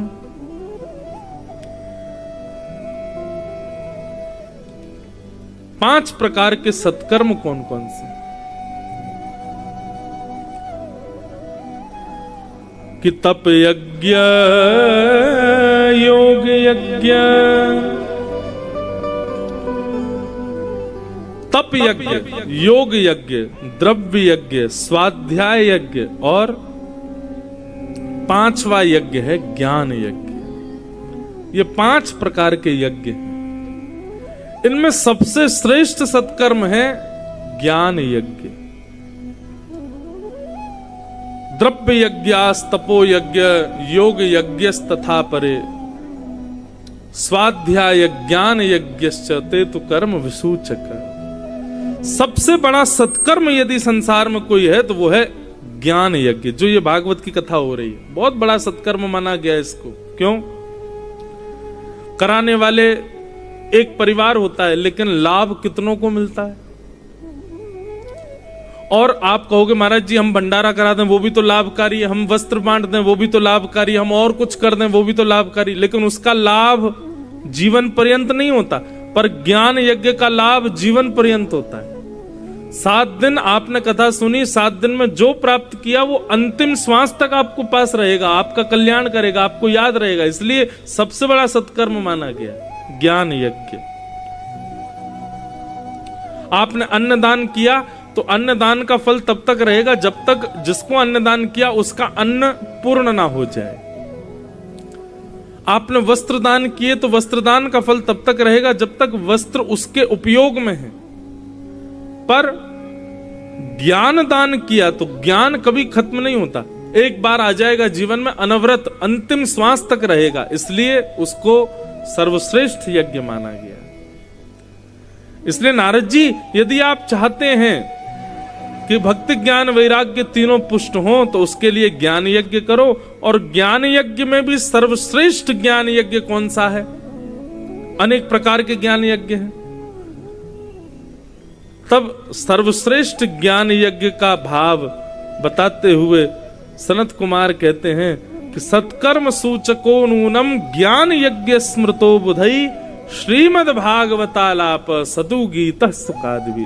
ज्ञान यज्ञ में सबसे बड़ा यदि ज्ञान यज्ञ कोई है तो वो है श्रीमद् भागवत की कथा, वो कराओ।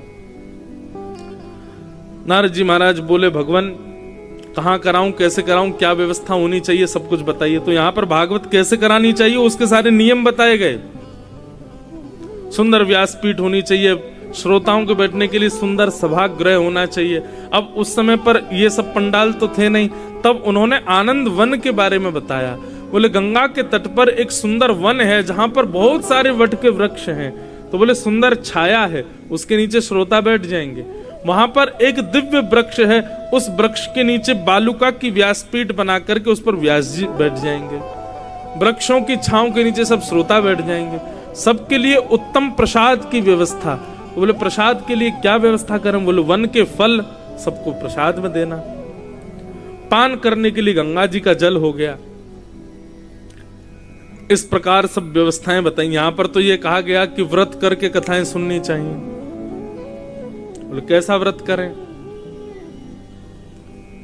बोले एक समय फलाहार करके कथा सुनो, पर थोड़ी देर बाद कहते हैं कोई बात नहीं 2 समय फलाहार करके कथा सुनो, पर थोड़ी देर बाद कहते हैं एक समय अन्न खा लो, एक समय फलाहार कर लो, कथा सुनो। फिर अंत में कहते हैं 5 बार भोजन करो लेकिन कथा सुनो। सुबह शाम तक खाते रहो लेकिन कथा सुनो, कैसे भी सुनो। कथा में बंधुओं देखो, आप कहें कि क्या जरूरी है? एकाग्र चित्त, आपके मन का एकाग्र होना बहुत जरूरी। आप व्रत कितना कर रहे हो, आसन, एक आसन पर कितनी देर बैठ रहे हो, श्रृंगार कैसा करके, उनसे कोई अभिप्राय नहीं। आपका मन एकाग्र है कि नहीं। जब तक एकाग्र मन नहीं होगा तब तक आपका कथा सुनना व्यर्थ है। चित्त की एकाग्रता। इस प्रकार भागवत की कथा कराओ। नारद जी महाराज बोले, महाराज आप ही सुना दो कथा, अब मैं व्यास ढूंढने कहां जाऊंगा। तो सनक सनंदन सनातन सनत कुमार, ये दोनों, ये चारों आनंद वन पधारे। अनेक ऋषि पधारे, अनेक संत पधारे, बड़े बड़े देवता पधारे कथा सुनने के लिए। और उसी बीच में भक्ति सुतौ तौ तरणौ गृहीत्वा प्रेमैक रूपा सहसा विरासी। श्री कृष्ण गोविंद हरे मुरारे नाथेति नामानि मुहुर्वदन्ति। भक्ति ज्ञान वैराग्य ने जैसे ही कथा सभा में प्रवेश किया, प्रवेश करते ही ज्ञान और वैराग्य दोनों युवान हो गए, बिल्कुल युवा स्थिति को प्राप्त हो गए, नाचने लगे। तब नारद जी महाराज ने प्रणाम करते हुए कहा, भगवान बड़ी कृपा आपकी, जो आपने ऐसा मार्ग बताया जिससे सब मंगल हो गया। तो भक्ति की जो कथा है ना, यहां ज्ञान वैराग्य भक्ति तीनों पुष्ट होते हैं, तीनों श्रेष्ठ होते हैं। और इसी भावना से ही कथा में बैठना चाहिए कि हमारा ज्ञान प्रबल हो, हमारा वैराग्य प्रबल हो, हमारी भक्ति प्रबल हो।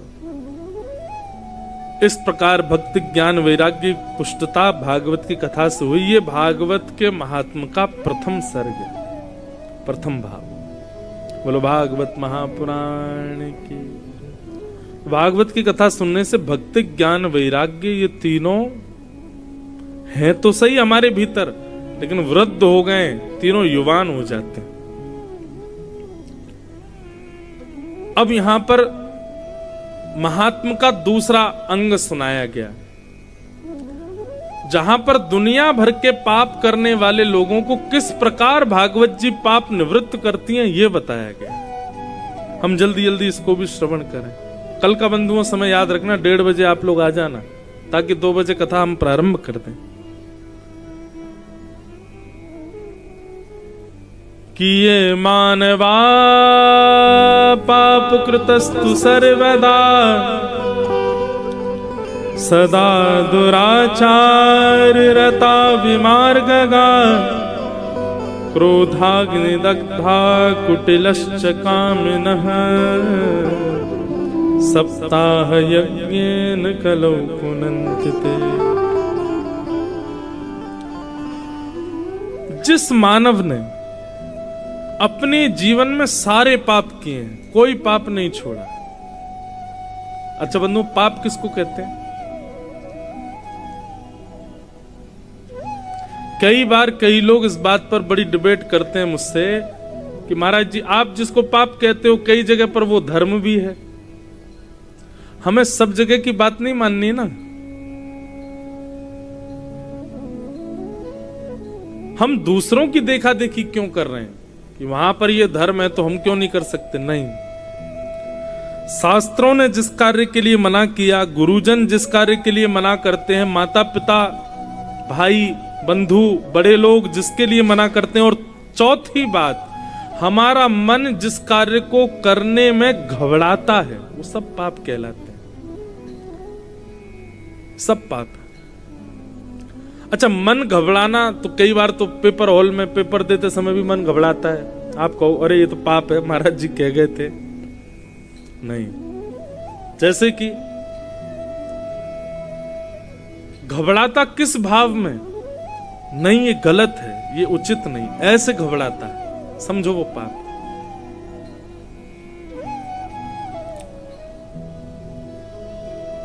पाप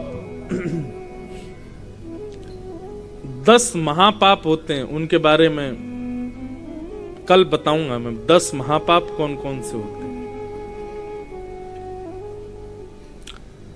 तो यहां पर लिखा है कि भाई जिस मानव ने दुनिया के सारे पाप किए हैं, कोई भी पाप नहीं छोड़ा, आप बुरे से बुरे पाप को भी सोच लीजिए, और वो महापापी व्यक्ति भी यदि भागवत जी का आश्रय ले और परम पवित्र हृदय से पूरी भागवत जी के अनुष्ठानिक क्रम से उसका श्रवण करे, तो भागवत जी उस पर भी अनुग्रह करेंगी और उसको भी भगवत प्राप्ति करा देंगी। ये भागवत जी की सामर्थ्य है। लेकिन एक बात सदैव याद रखना, यदि ऐसी बात हम कहते हैं कि भागवत जी महापापी को भी भगवत प्राप्ति करा देती हैं, तो कथा सुनने वालों में संख्या सबसे ज्यादा पापियों की बढ़ जाएगी, और ये सब वो लोग आ जाएंगे जो दुनिया भर में पाप करेंगे और फिर कथा भी सुन लेंगे। नहीं, संकल्पबद्ध होना पड़ेगा आपको। आपको भागवत जी को संकल्प देना पड़ेगा कि मैं आपको वचन देता हूं, आज के बाद पाप नहीं करूंगा। आप मेरे चित्त को पवित्र करो, आप मेरी बुद्धि को पवित्र करो, आप मेरे व्यवहार को पवित्र करो। हे भागवत जी, मैं आपसे वचन देता हूं, आज तक जितने पाप किए सबकी क्षमा मांगता हूं, आगे से नहीं करूंगा, आप मेरे चित्त को पवित्र करो। इस भाव से जब आप बैठोगे तब भागवत जी पवित्र करेंगे। पुनश्च पाप ना करने का संकल्प नहीं लोगे तो फिर पाप वैसा का वैसा ही रहेगा। दोबारा ये गलती नहीं होगी मुझसे, मैं आपको वचन देता हूं। क्यों? क्योंकि एक बात और सुनिए, आप जब संकल्पबद्ध हो जाते हैं कि मैं अब पाप नहीं करूंगा, मैं ये नहीं करूंगा, मैं ये गलत काम करता था आज के बाद नहीं करूंगा, आपने संकल्प लिया, तो निश्चित है भागवत जी आपको पवित्र कर देंगे। लेकिन उसके बाद यदि गलती से भी आपने वो किया तो उसका परिणाम क्या होगा? उसका परिणाम ये होगा कि पूर्व के जितने भी पाप आपने किए वो सब तो प्रकट होंगे ही, वो सब दोबारा जीवित हो जाएंगे। और इतना ही नहीं होगा, फिर उनका भाग हो जाएगा 1000 से। मतलब जो पाप आपने एक बार किया था वो चित्रकेतु अपनी डायरी में उसको 1000 बार लिखेगा। ये संकल्प से निवृत्ति तो होती है, पर संकल्प से यदि आपने उस कर्म को पुनश्च किया तो वो 2 गुना 100 गुना नहीं 1000 गुना होकर के लगेगा। इसलिए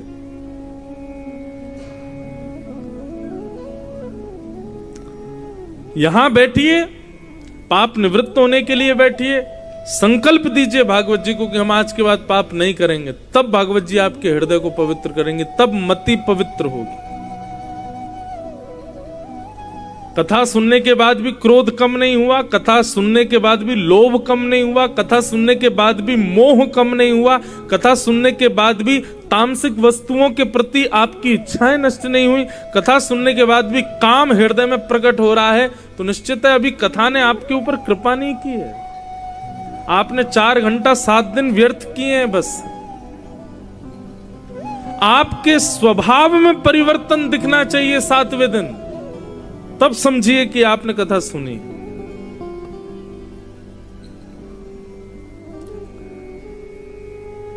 सनत कुमार कहते हैं तो फिर कितना भी बड़ा पापी आ जाए, संकल्पबद्ध होकर कथा सुनेगा, भागवत जी उसके पाप को निवृत्त कर देंगे, नष्ट कर देंगे। नारद जी महाराज बोले, भगवान आप ये बात कह रहे हैं, मैं आपसे एक बात पूछूं? बोले पूछो। बोले माता पिताओं से द्वेष करने वाला, माता पिताओं को ऊपर हाथ उठाने वाला, माता पिताओं को गाली देने वाला ऐसा बालक भी यदि कथा सुने तो पवित्र हो जाएगा? बोले निश्चित।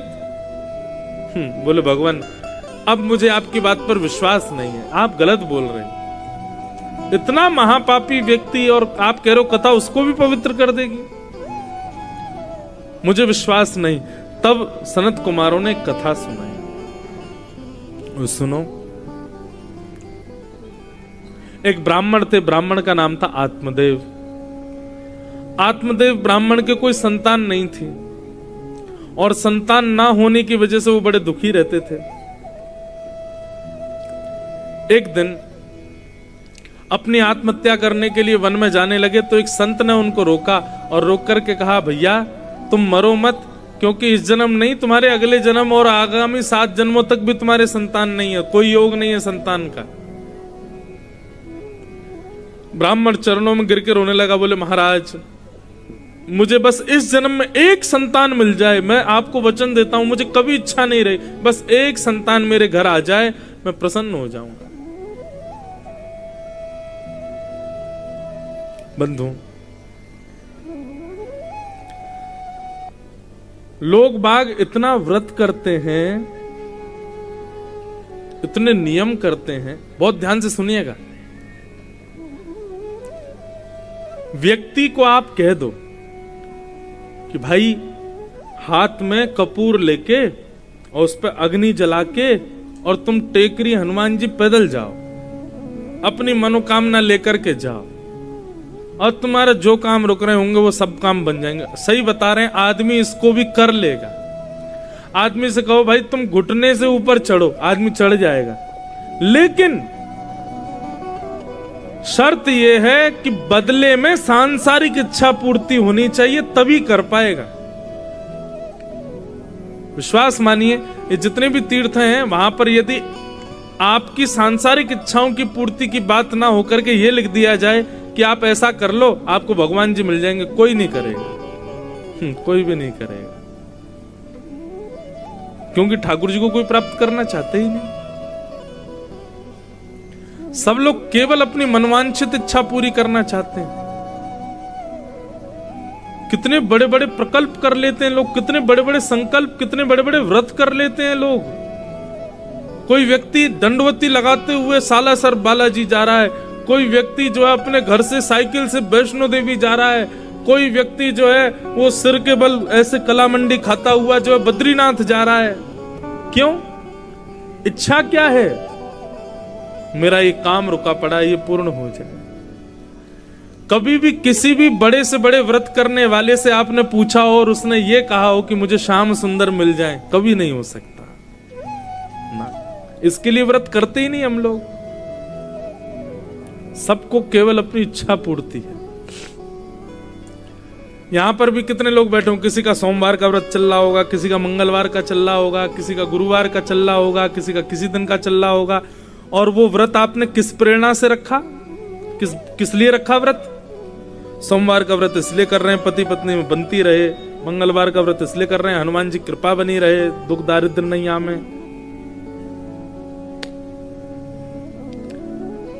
कृष्ण प्राप्ति के लिए कोई व्रत नहीं, भगवत प्राप्ति के लिए कोई व्रत नहीं, कोई अनुष्ठान नहीं, कोई कर्म नहीं। कितनी बड़ी विडंबना है, कितने बड़े आश्चर्य की बात है।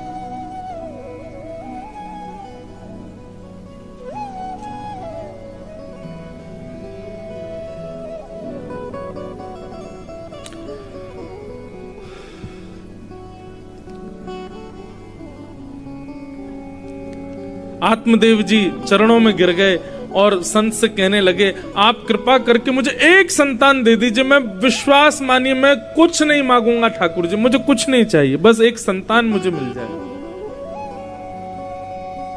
आत्मदेव जी उसके वो संत उसके रुदन को देखते हुए अपने झोला में से एक सेब निकाल करके दे दिया। बोले लो, वैसे तो तुम्हारे कोई संतान नहीं है, पर फिर भी तुम बहुत रो रहे हो, मैं अपने संपूर्ण जीवन के भजन का बल तुमको देता हूं, जाओ मेरे पूरे जीवन के भजन का फल तुमको मिलेगा, तुम्हारे घर संतान होगी। पर तुम्हारी पत्नी को कुछ ध्यान रखना पड़ेगा।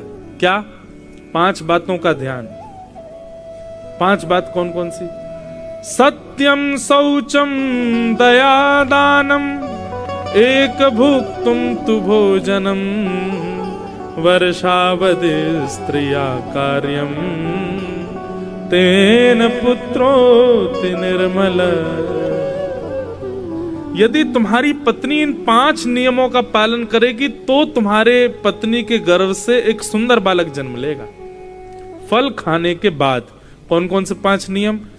जब तक बालक जन्म ना ले असत्य नहीं बोलना है, सत्य बोलना है। दूसरी बात, जब तक बालक जन्म ना ले ये विचार करना है कि वो कभी भी अपवित्र ना रहे, सदैव पवित्रता में रहे। अपरस का ध्यान रखे, सत्यम, शौचम, तीसरी बात दया। शत्रु भी सामने आ जाए उस पर भी दया करे। चौथी बात दानम, हर दिन जब तक बालक जन्म ना ले कुछ ना कुछ उसको दान करना चाहिए। अन्न दान करे, जल वस्त्र दान करे, दक्षिणा दान करे, कुछ भी दान करे।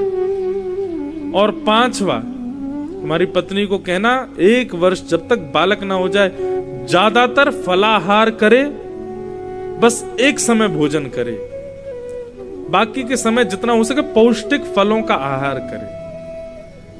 यदि ये 5 नियम तुम्हारी पत्नी ने पालन कर लिए तो मेरे इस फल से तुम्हारे घर संतान हो जाएगी। जाओ।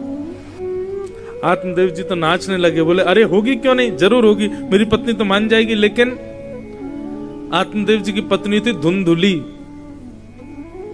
आकर के फल दे दिया, लो देवी इसको खा लो, और ये 5 नियम है, इनका पालन कर लेना, हमारे घर संतान होगी। धुंधुली बोली सच बोलना पड़ेगा, और मैं झूठ बोल बोल के जो चाट खाने जाती हूं वो कैसे करूंगी, फिर नहीं हो पाएगा। पवित्रता का ध्यान रखना पड़ेगा। कई बार तो केवल मुंह धो के आ जाती हूं, कह देती हूं मैं नहा ली, कैसे होगा। सत्यम, शौचम, दया। अब दया का दिखावा तो मैं बहुत करती हूं, लेकिन मुझे चिढ़ तो बहुत होती है सामने वाली से, उसको मैं कैसे करूंगी। इन सब बातों का विचार करते हुए महाराज धुंधुली ने क्या किया, बोले पतिदेव हमारे बड़े भोले हैं, कहीं से फल उठा लाए हैं, किसी ने कह दिया है, ऐसे थोड़ी बालक होते हैं। और यदि इस फल में इतनी सामर्थ्य है तो ठीक है, हमारे घर की गाय बांझ है, इसको खिला देते हैं। गाय को फल खिला दिया, पति से जाकर के कह दिया हाँ मैंने फल खा लिया, अब ये 5 नियमों का पालन करना है। अब यहां तो मैं कर नहीं पाऊंगी, मैं जा रही हूं अपने मायके, वहां जाके इन नियमों का पालन करूंगी, मेरी बहनें, मेरे भाई, मेरी माँ वो सहायता करेंगी मेरी, तो 5 नियम पूरे हो जाएंगे। आपको तो बार बार कहीं ना कहीं जाना पड़ता, अकेले कैसे नियम पूरे होंगे मेरे। आत्मदेव जी बोले ठीक है देवी जाओ। मायके चली गई। वहां पर एक सहेली गर्भवती थी, उसको कहा कि मैं तुझे बहुत सारा धन दूंगी, तेरे 9 बालक हैं, 10वां होने वाला है, धन ले ले, बालक मुझको दे देना। और 1 वर्ष के बाद अपनी सहेली के बालक को लेकर के वापस आ गए। आत्मदेव जी को यह विश्वास दिला दिया कि यह बालक मेरा है। आत्मदेव जी तो नाचने लगे, जय हो देवी, इस बालक का नाम नारायण रखेंगे। नहीं, मेरा नाम धुंधुली, बेटे का नाम धुंधुकारी। अच्छा ठीक है, जैसा तुम्हारा मन, इसका नाम धुंधुकारी। इतने में ही कुछ लोगों ने आकर के बताया, बोले महाराज आपकी गौशाला में गाय ने भी मानवों जैसे बालक को जन्म दिया। जाकर के देखा तो मानवों जैसे हाथ, पांव, आंख, नाक, मुख, बस कान गैया के जैसे हैं। बालक को गोद में लेकर के नामकरण कर दिया, गोकर्ण। नाम का प्रभाव होता है बंधुओं बच्चों पर, इसलिए नाम बहुत सोच समझ के रखने चाहिए। धीरे धीरे दोनों बालक बड़े हुए। धुंधुकारी महान दुष्ट हुआ और गोकर्ण पंडित ज्ञानी बना। एक बात कहें बंधुओं, बालकों को श्रेष्ठ जन्म लेने के बाद की परवरिश नहीं बनाती बालकों को श्रेष्ठ। बालकों को श्रेष्ठ बनाता है गर्भ में आए हुए बालक के उस समय से लेके जन्म लेने तक के समय की मां की जो गतिविधि है, उससे बालक श्रेष्ठ बनता है। शास्त्रों में ये बात कही गई है।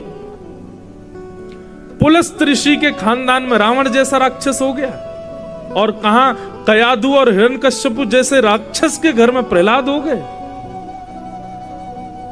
जहां राक्षस के यहां परवरिश राक्षसों जैसी, वहां प्रहलाद भक्त हो गया, और जहां नियम आचरण ब्राह्मणों के बिल्कुल वेदज्ञों जैसे, वहां पर रावण राक्षस बन गया। इससे यह बात प्रमाणित होती है कि परवरिश से बालकों पर प्रभाव नहीं होता। बालकों पर प्रभाव 9 महीने मातृगर्भ में मां के आचरण से होता है। माता पिता दोनों के आचरण। उस समय पिता मां से क्या बात करता है, कैसी बातें करता है, मां क्या सोचती है, कहां जाती है, क्या खाती है, क्या करती है, उसका प्रभाव बालकों पर पड़ता है। अब हम लोग खुद ही कहते हैं कि संगत का असर पड़ता है, जैसा संग करोगे वैसा असर होगा। इससे बड़ा संग क्या होगा कि बालक गर्भ में ही चल रहा है साथ में, उस समय मां का जो भी भाव, प्रभाव, स्वभाव होगा वो बालक पर प्रभाव डालेगा। इसलिए भैया हम तो बहुत बहुत हाथ जोड़ के निवेदन करें, माताएं बहनें जिनके भी यहां ठाकुर जी पधारेंगे संतान के रूप में, उनको 9 महीने बहुत बिल्कुल तपस्विनी की तरह रहना चाहिए। और आप उठा करके देख लीजिए, हर श्रेष्ठ व्यक्ति के पीछे उसकी मां का आचरण देख लीजिएगा कैसा रहा होगा, अद्भुत। आज हम कथा करते हैं, दुनिया में घूमते हैं, आप हमारी मां को देखिए कभी, बहुत सरल, सहज, सात्विक, बहुत सात्विक। इतना सात्विक व्यक्ति मैंने अपने पूरे जीवन में विश्व भर में नहीं देखा जितनी सात्विक हमारी मां है। और कभी कभी हमें लगता है कि हम जैसे जो है ऊधमी बालक व्यासपीठ पे बैठ गए, क्योंकि हमारी मां सात्विक है। हमारी मां का स्वभाव, व्यवहार और उनका जो वो पिताजी तो हैं ही श्रेष्ठ, पर मां भी अद्भुत है। इसलिए भैया ये माताएं बहनें बार बार ये वुमेन एम्पावरमेंट वाली बातें मत कर दिया करो। हम पे ही क्यों सारी बातें आती हैं, हमको ही क्यों समझाना होता है? अरे आपके ऊपर दायित्व भी तो बहुत है, इसीलिए आपको समझा रहे हैं। जिम्मेवार व्यक्ति को समझाया जाता है, गैर जिम्मेवार को थोड़ी समझाया जाता है। माताएं जिम्मेवार हैं। इसलिए गर्भ में जब बालक आगमन हो, उसके बाद उस बहन को, उस मां को अपना जीवन व्यवस्थित कर लेना चाहिए। बस कोई कुविचार भी बुद्धि में ना आवे उस समय। देखना आप कैसे बालक को जन्म देंगी, फिर अद्भुत होगा। धीरे धीरे दोनों बालक बड़े हुए। धुंधुकारी महान दुष्ट बना और गोकर्ण पंडित ज्ञानी हुए। धुंधुकारी अपने माता पिता से बहुत धन मांगने लगा। धन ना देने पर उनको गालियां देने लगा, मारने लगा, पीटने लगा, उनके ऊपर कुठाराघात करने लगा। एक दिन मां ने तो कुआं में कूद के प्राण त्याग दिए धुंधुली ने, और आत्मदेव जी घर छोड़ के चले गए। एकांत में जाके रोने लगे, राम राम राम, मैंने कैसा पुत्र मांग लिया, ये इससे बढ़िया तो मैं बिना पुत्र का था। बंधुओं, प्रकृति आपको जो दे रही है उसको प्रसाद समझ के स्वीकार करो, और प्रकृति आपको जो नहीं दे रही है उसको विष समझ के त्याग दो। उसके पीछे मत पड़ो कि ये चाहिए चाहिए मुझे चाहिए, क्योंकि प्रकृति आपको नहीं दे रही इसका मतलब उसमें आपका लाभ नहीं है, इसलिए उसको मांगिए मत। लोग क्या करते हैं, प्रतीक्षा कर ली, कुछ दिन तक नहीं मिला तो फिर महाराज अड़ जाते हैं जिद में, अब तो चाहिए हमें, चाहे जो हो जाए। वो लाभकारी नहीं होगा। और ये संदर्भ संतानों के लिए भी है। किसी के यहाँ पुत्री है, पुत्र नहीं है तो वो इसी बात से परेशान। किसी के यहाँ 2 पुत्र हो गए, पुत्री नहीं, वो इसी बात से। किसी के यहाँ संतान ही नहीं है, वो इसी बात से परेशान। ठीक है भैया, ठाकुर जी जो दे उसको स्वीकार करो। जो नहीं दे रहे इसका मतलब उसको ये समझ लो ये हमारे लिए उपयोगी है ही नहीं, इसलिए ठाकुर जी नहीं दे रहे। उसके लिए इतना चिंता विचार क्यों करना?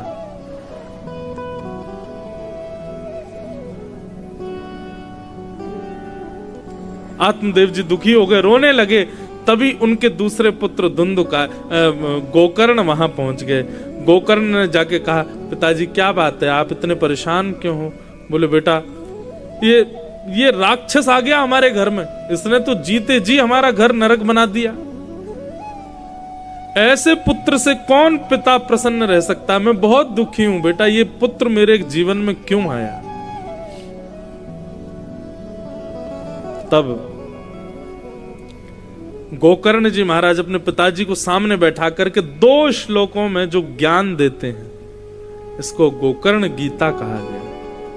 गोकर्ण जी महाराज कहते हैं, पिताजी मेरी बातें बहुत ध्यान से सुनिएगा, आप लोग बहुत सावधानी से सुनना बंधु, इसके बाद हम कथा को विश्राम देंगे। गोकर्ण जी कह रहे हैं कोई अपने पुत्र से दुखी है, कोई अपनी पत्नी से दुखी है, कोई अपने माता पिता से दुखी है, कोई अपने पड़ोसियों से दुखी है, कोई अपनी बेटी से दुखी है, कोई अपने आप से दुखी है। पर पिताजी विश्वास मानिए, ये दूसरे लोग कभी दुख का कारण नहीं होते।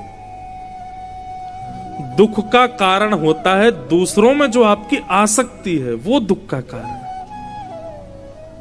मैं कथाओं में कहा करता हूं, आप यहां से निकल के बाहर गए, बाहर रोड पर कोई 17-18 साल वर्ष का बालक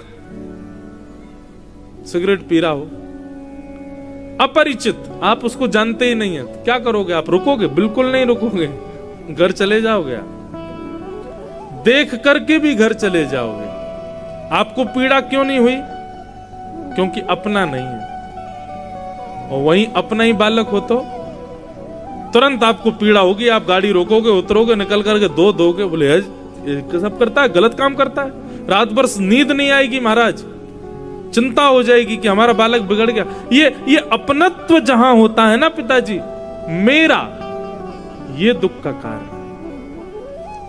नहीं तो गलत तो संसार में दुनिया कर रही है, लेकिन सबके गलत करने से हमको पीड़ा नहीं होती, वही अपना करने लग जाए तो पीड़ा होती है। इसका मतलब गलत काम से हमको दुख नहीं होता, अपना करे इसलिए दुख होता है। इसलिए पिताजी, दुख का कारण क्या हुआ? गलत क्रिया या अपना व्यक्ति? अपना व्यक्ति। इसी को कहते हैं आसक्ति पिताजी। और ये आसक्ति दुख देगी, क्योंकि मानव का स्वभाव है, वो तो गलत करेगा। आप किसी को अपना मानो ही मत, तो फिर आपको कष्ट नहीं होगा। बहुत श्रेष्ठ बात है। दुख के दो कारण कौन कौन से? एक तो अहमता, दूसरी ममता। अहमता होती है खुद में, अहंकार, और ममता होती है अपनों में, उसको कहते हैं आसक्ति। ये दोनों ही दुख देती हैं पिताजी। अगर व्यक्ति ममता और अहमता इन दोनों का त्याग कर दे, उस व्यक्ति से ज्यादा सुखी दुनिया में कोई नहीं है। अहमत्व और ममत्व, सब लोग इधर देखो, यहां देखिए, हम बस 10 मिनट और ले रहे हैं आपके, फिर चले जाएंगे, आप सुन लो बस। हमारा कनेक्शन बन गया कथा में, वो हमको पूर्ण करने दो, आप भले चाहे जो करो। अहमत्व और ममत्व। अहमत्व सदैव अपने में होता है और ममत्व दूसरों में होता है, और ये दोनों ही दुख के कारण। पिताजी विचार करो, ममत्व जिसके प्रति है, ममता जिसके प्रति है, आसक्ति जिसके प्रति है, वो गलत करे तो हमको कष्ट होता है। यदि हम उससे आसक्ति हटा लें, उससे अपना ममत्व हटा लें, फिर वो चाहे जो करे, हमको दुख होगा? नहीं होगा। दूसरी बात, दूसरा दुख का कारण है अहमत्व। अहमत्व मतलब अभिमान, और अभिमान सदैव खुद की क्रियाओं पर और खुद पर होता है। हम किस बात का अभिमान कर रहे हैं पिताजी? ये देह हमारा रत्ती भर भी वश में नहीं है। ये देह हमारी कहीं कोई भी क्रिया नहीं करता है। ये देह अपने मन का मौजी है।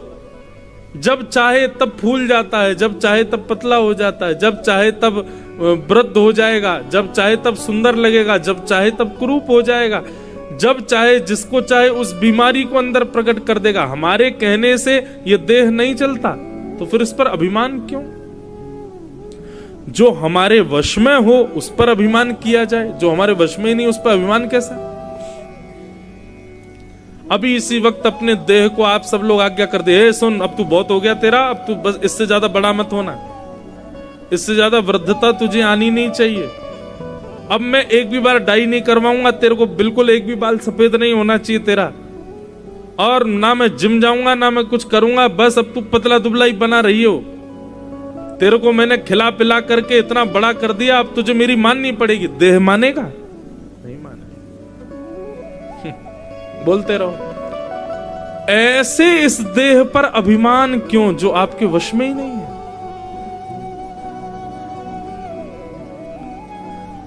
अभिमान तो उसका करो ना जो आपकी आज्ञा माने। ये देह मानता नहीं तो फिर इस पर अभिमान क्यों? इन दो बातों को व्यक्ति समझ ले कि अपनों से कभी ममत्व नहीं, प्रेम सबसे करो, बेटा भी मेरा, बेटी भी मेरी, पत्नी मेरी, खूब हृदय से लगाओ, लेकिन ममता नहीं, ममता नहीं, आसक्ति नहीं। आसक्ति होते ही दुख देगी। ऐसी इस देह को खूब